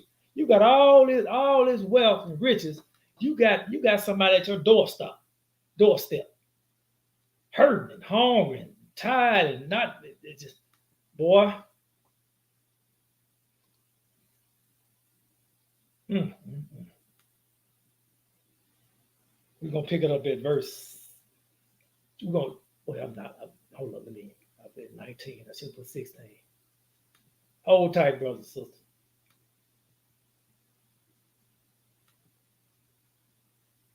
16. And we're going to Luke 16 and verse 19. Pick it up at 19. Give me a minute to get there. Yes, sir. All right, whenever you're ready, my brother. All right, family. Luke chapter 16, verse 19. There was a certain rich man which was clothed in purple and fine linen and fared sumptuously every day. And there was a certain beggar named Lazarus, which was laid at his gate, full of sores, and desiring to be fed with the crumbs which fell from the rich man's table. Moreover, the dogs came and licked his sores. And it came to pass that the beggar died and was carried by the angels into Abraham's bosom. The rich man also died and was buried. And in hell he lifted up his eyes, being in torment, and seeth Abraham afar off, and Lazarus in his bosom. And he cried and said, Father Abraham, have mercy on me, and send Lazarus that he may dip the tip of his finger in water and cool my tongue, for I am tormented in this flame. Now, brother, now, hold up now. You see how the table turned? Mm-hmm. Now Lazarus is at his doorstep. He just wanted the crumbs now. He would have been happy with that. But you didn't give him anything. Now you want Lazarus to turn around and help you. Mm-hmm. But I'm pretty sure Lazarus would have helped him if he could. But he couldn't. The Most High got this, once the soul leaves the body, he got it set up when you in your holding spot, you in your habitation, right? That I can't get to you and you can't get to me. Mm-hmm. I don't care if it's grandmama, granddaddy, cousin Jeffro, I don't care who it is. You're not going to be able to get to them and they ain't going to be able to get to you. Mm-hmm. Keep reading. But Abraham said, Son, remember that thou in thy lifetime receivest thy good things, and likewise Lazarus evil things. But now he is comforted, and thou art tormented. And beside all this, between us and you, there is a great gulf fixed, so that they which would pass from hence to you cannot, neither can they pass to us that will come from thence. Then he said, I pray thee, therefore, Father, that thou wouldest send him to my father's house. For I have 5 brethren, that he may testify unto them, lest they also come into this place of torment. Abraham said unto him, They have Moses and the prophets. Let them hear them. And he said, Nay, Father Abraham, but if one went unto them from the dead, they will repent. And he said unto him, If they hear not Moses and the prophets, neither will they be persuaded, though one rose from the dead. So if they not listen to Moses and the prophets, how are they going to listen to you? Mm-hmm. And if they're not listening to what the Most High say, how are they gonna hear you? So a lot of time, boy, you know what? I gotta say something. I got this guy I work with. I'm gonna give alms deed, man. I'm gonna give. So I sent him a text. I said, look, we doing alms deed, so and so. You gonna yeah, I got you. Now this is the same rascal every time he fundraising for his grandson. I'm there for him. Right. I told him, I said, man, you didn't promise to give me something. Your promise went to the Most High. So you're not lying to me now. You're gonna have to answer for that. Right. See, I'm gonna tell you something. Even if I'm not there, I'm there. I'm gonna make sure if I physically can't be there, I'm gonna make sure my resources gonna be there. Right. So the brother say, "Child, we doing all these, even if I don't be there physically, I'm going. Hey, what you need? Cause see, I know how important it is now. Mm-hmm. Let's go to the last place because this is a scary thing here. Our Lord said this right here out of his own mouth and read. Last place, Matthew 25. And we're going to pick it up at 41. Let me get to it. Mm-hmm. It's the last place, brothers and sisters.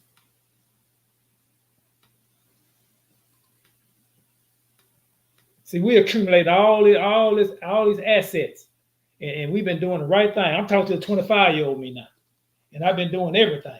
But why am I accumulating all these assets? Is it for me? No, it's for helping people. Mm-hmm. At the end of the day. Because see, this world was made for many, but the world will come for few. I'm trying to put a stake. My riches, I'm trying to get my riches in this next world, in the kingdom of heaven. That's what I want mine going. All this stuff here, we looking at superficial. But the folks out there hungry, they hungry. Mm-hmm. And they need clothes. They need resources. And if he blessing you with the resources, you need to be sharing what he blessing you with. Matthew 25 and 41. Last place.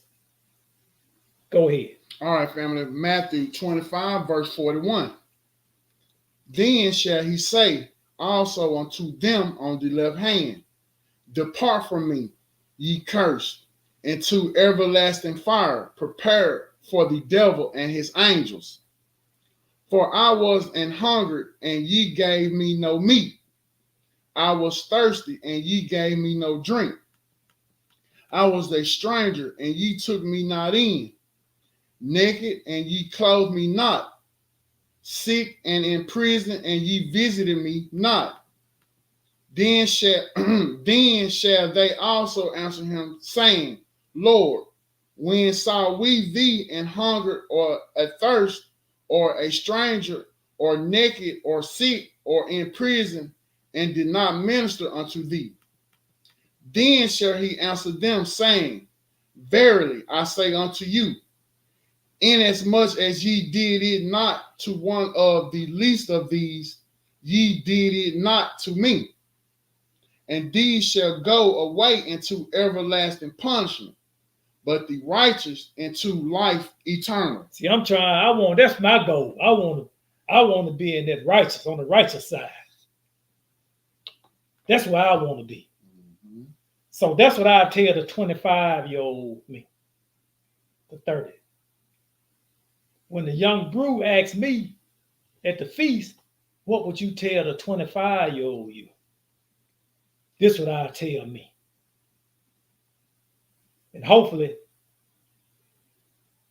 I'm talking to somebody out there that it'll help. That was the lesson. That was the lesson. whatsoever a man soweth, that she also reap. That was the lesson. All right. Do we have any one of the brothers want to make any kind of announcements, anything before we check out, sign out? I'm gonna hold tight for a minute. I want to say Shabbat Shalom to my family. I don't know if I addressed you on the front end, and I really enjoyed being in front of you, my brothers and sisters, today. And I'm praying that the Most High touch somebody hard, edify somebody, and help somebody. Help me today. That's Yeah, for sure. I know it helped me too. All praises for that. I'm not taking no credit for nothing. All praise. So I just wanted to, it was on my heart when my brother asked me, what would I tell the 25 to 30-year-old me? Mm-hmm. Because I know I could have done a whole lot better. Still got work to do. Right. So on that, all right, B. Lou, all praise to you, brother. We're gonna go ahead and close out. You wanna go on something? I got you. Yeah, we're gonna close out. We're gonna close. Hold on before we close out. Okay.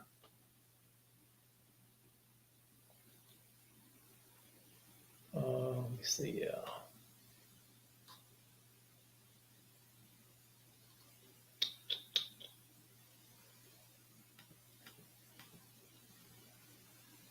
All right, we're gonna go ahead and pray out. Where we going? Matthew 6. We're gonna close out the Lord's Prayer. Lord's Prayer. Go ahead. All right, family. Our Father, which art in heaven, hallowed be thy name. Thy kingdom come. Thy will be done in earth as it is in heaven. Give us this day our daily bread, and forgive us our debts as we forgive our debtors. And lead us not into temptation, but deliver us from evil. For thine is the kingdom, and the power, and the glory forever. Amen. Hallelujah. Hallelujah. Hallelujah. Hallelujah. Hallelujah. Hallelujah. Praise the Almighty Yah. Praise the Almighty Yah. All right, family. Shabbat Shalom. Shabbat Shalom, family. Until the next time, we're going to close out with this. You know how we do it. Kingdom Over everything. You can say kingdom over everybody. Are you willing to put your mind, body, and soul on the line? Call this kingdom over everything. I'm about my Abba's business, for I be my wedding ring. Married to the gospel and I'm faithful, never giving up. That's word to the chief. My belief in the spiritual. Do the work, plant the seed. Christ is what these people need. Not them doctors that y'all feed. Souls burning cause of greed. Hands to the piss out. Wipe the swizz that from my brizz out. 10 toes biz out as I'm praying for my criz out. Precept on them precepts while I let the spirit direct. Every move I miss, can't let the serpent insect my soul away. Praying for the strength to make it through the day. Darts flying at me, but a feast just keep me strapping. Pappy say he got me long as I worship his son. He say I'll never lack as long as he is number one. That's why I'm on my knees begging for forgiveness. Regardless what y'all think, this kingdom business. Call it KOE. I won't let you get my life. I won't let you get my body. I'm a soldier of Yahweh. We gon' kill Illuminati. It's the kingdom over everything. We want the kingdom over everything. We call this KOE. I won't let you get my life. I won't let you get my body. I'm a soldier of Yahweh. We gon' kill Illuminati. It's the kingdom over everything. We want the kingdom over everything. We call this KOE. The spirit of Moses up against Janus and Jambres, exposing the lies. That's why these preachers is mad at me. Repping the covenant that was gave to my fathers. The spirit of Abraham got me drinking the waters. I call that fully persuaded. I pray to Yah that I make it up out this booth I'm in. Spiritually speaking, spiritually